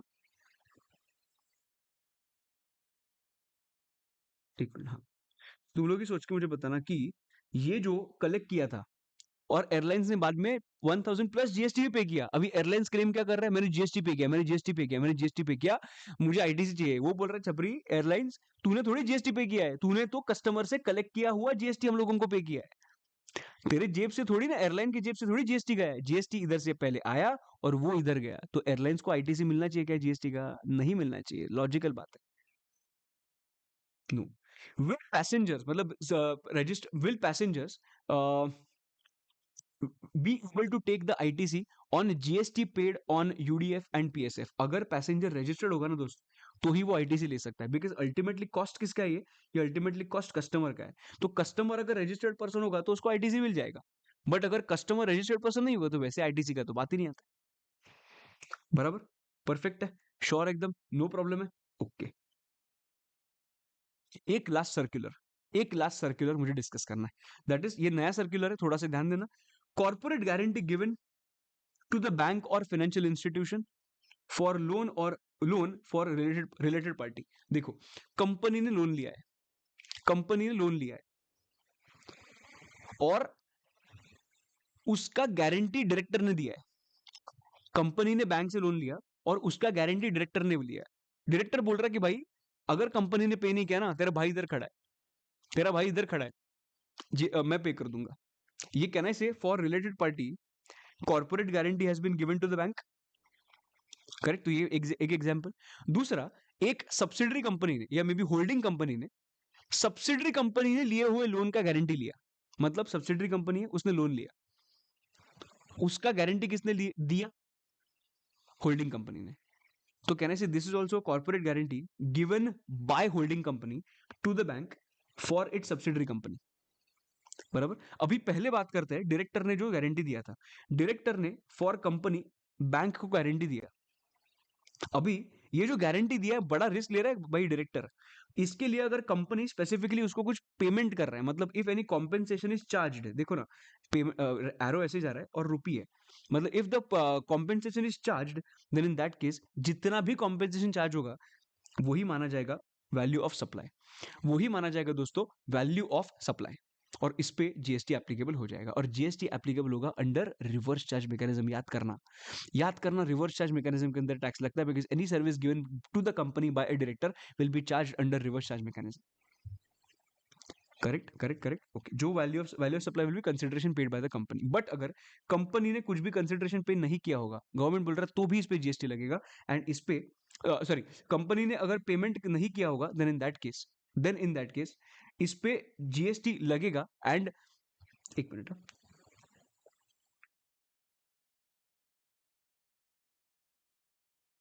कंपनी ने चार्ज नहीं किया है तो इस पे ओपन मार्केट, हाँ ओके, इसमें ओपन मार्केट वैल्यू कुछ होगा ही नहीं, एंड इसके वजह से इधर ओपन मार्केट वैल्यू भी कंसिडर्ड एज नील, पर इसमें कुछ भी उन्होंने नहीं बोला है। क्यों? Because open market value he available नहीं है इन दिस केस। समझना डायरेक्टर का क्या पॉइंट है, डायरेक्टर का पॉइंट है कि अगर डायरेक्टर ने गारंटी दिया है बैंक को, अगर कंसिडरेशन चार्ज किया होगा तो जीएसटी लगाओ, कंसिडरेशन चार्ज नहीं किया है तो जीएसटी मत लगाओ, सिंपल। डायरेक्टर ने कंसिडरेशन चार्ज किया होगा तो लगाओ, नहीं किया होगा तो मत लगाओ। बट इधर एक पॉइंट आता है, रूल नंबर 28(2) का, guarantee given by another company or holding company to its subsidiary company, right. Subsidiary company को उसने, तो इस in in this case rule number 28(2) specifically बोलता है कि जितना गारंटी दिया है ना उसका 1% कंप्यूट करो, और एक्चुअल कंसिडरेशन जो कंसिडरेशन पे हो रहा है subsidiary to holding company, whichever is higher, अगर एक्चुअल कंसिडरेशन 0 भी होगा ना तो भी 1% के हिसाब से whichever is higher consider किया जाएगा। जितना गारंटी दे रहा है उसका 1% और actual consideration whichever is higher. Actual consideration क्या? सब्सिडरी कंपनी होल्डिंग कंपनी जो पैसा देगा। This is your rule number 28। और इधर रूल नंबर 28 तो एप्लीकेबल नहीं होगा, ये बोलना है हमको। Is everybody clear? एंड मेरे हिसाब से जो जो पॉइंट्स हम लोगों को वैल्यू ऑफ सप्लाई में दोस्तों डिस्कस करने थे, we have discussed each and every point in detail, so that तुम लोगों को स्टार्ट टू एंड सब पे थोड़ा सा कंफर्ट आ जाएगा। Is everybody clear? Please tell me in the chat.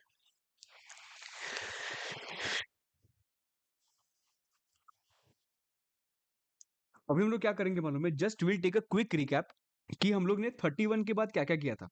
याद है 31 के बाद हम लोगों ने क्या क्या किया था, उसका छोटा सा हम लोग क्विक रिकैप लेंगे, सो दैट तुम लोगों को जाते जाते थोड़ा अच्छा लगेगा कि हम लोग को जो किया है वो याद है हम लोगों को। ठीक है, सबसे पहले हम लोग ने लॉटरी का पॉइंट देखा था, इट इज इंक्लूसिव। उसके बाद देखा था मनी एक्सचेंज। मनी एक्सचेंज में दो मेथड्स है। सबसे पहला मेथड जो है जिसमें अमाउंट मतलब रुपी इन्वॉल्व है, अगर रुपी इन्वॉल्व होगा तो देखो कि आरबीआई रेफरेंस अवेलेबल है या नहीं।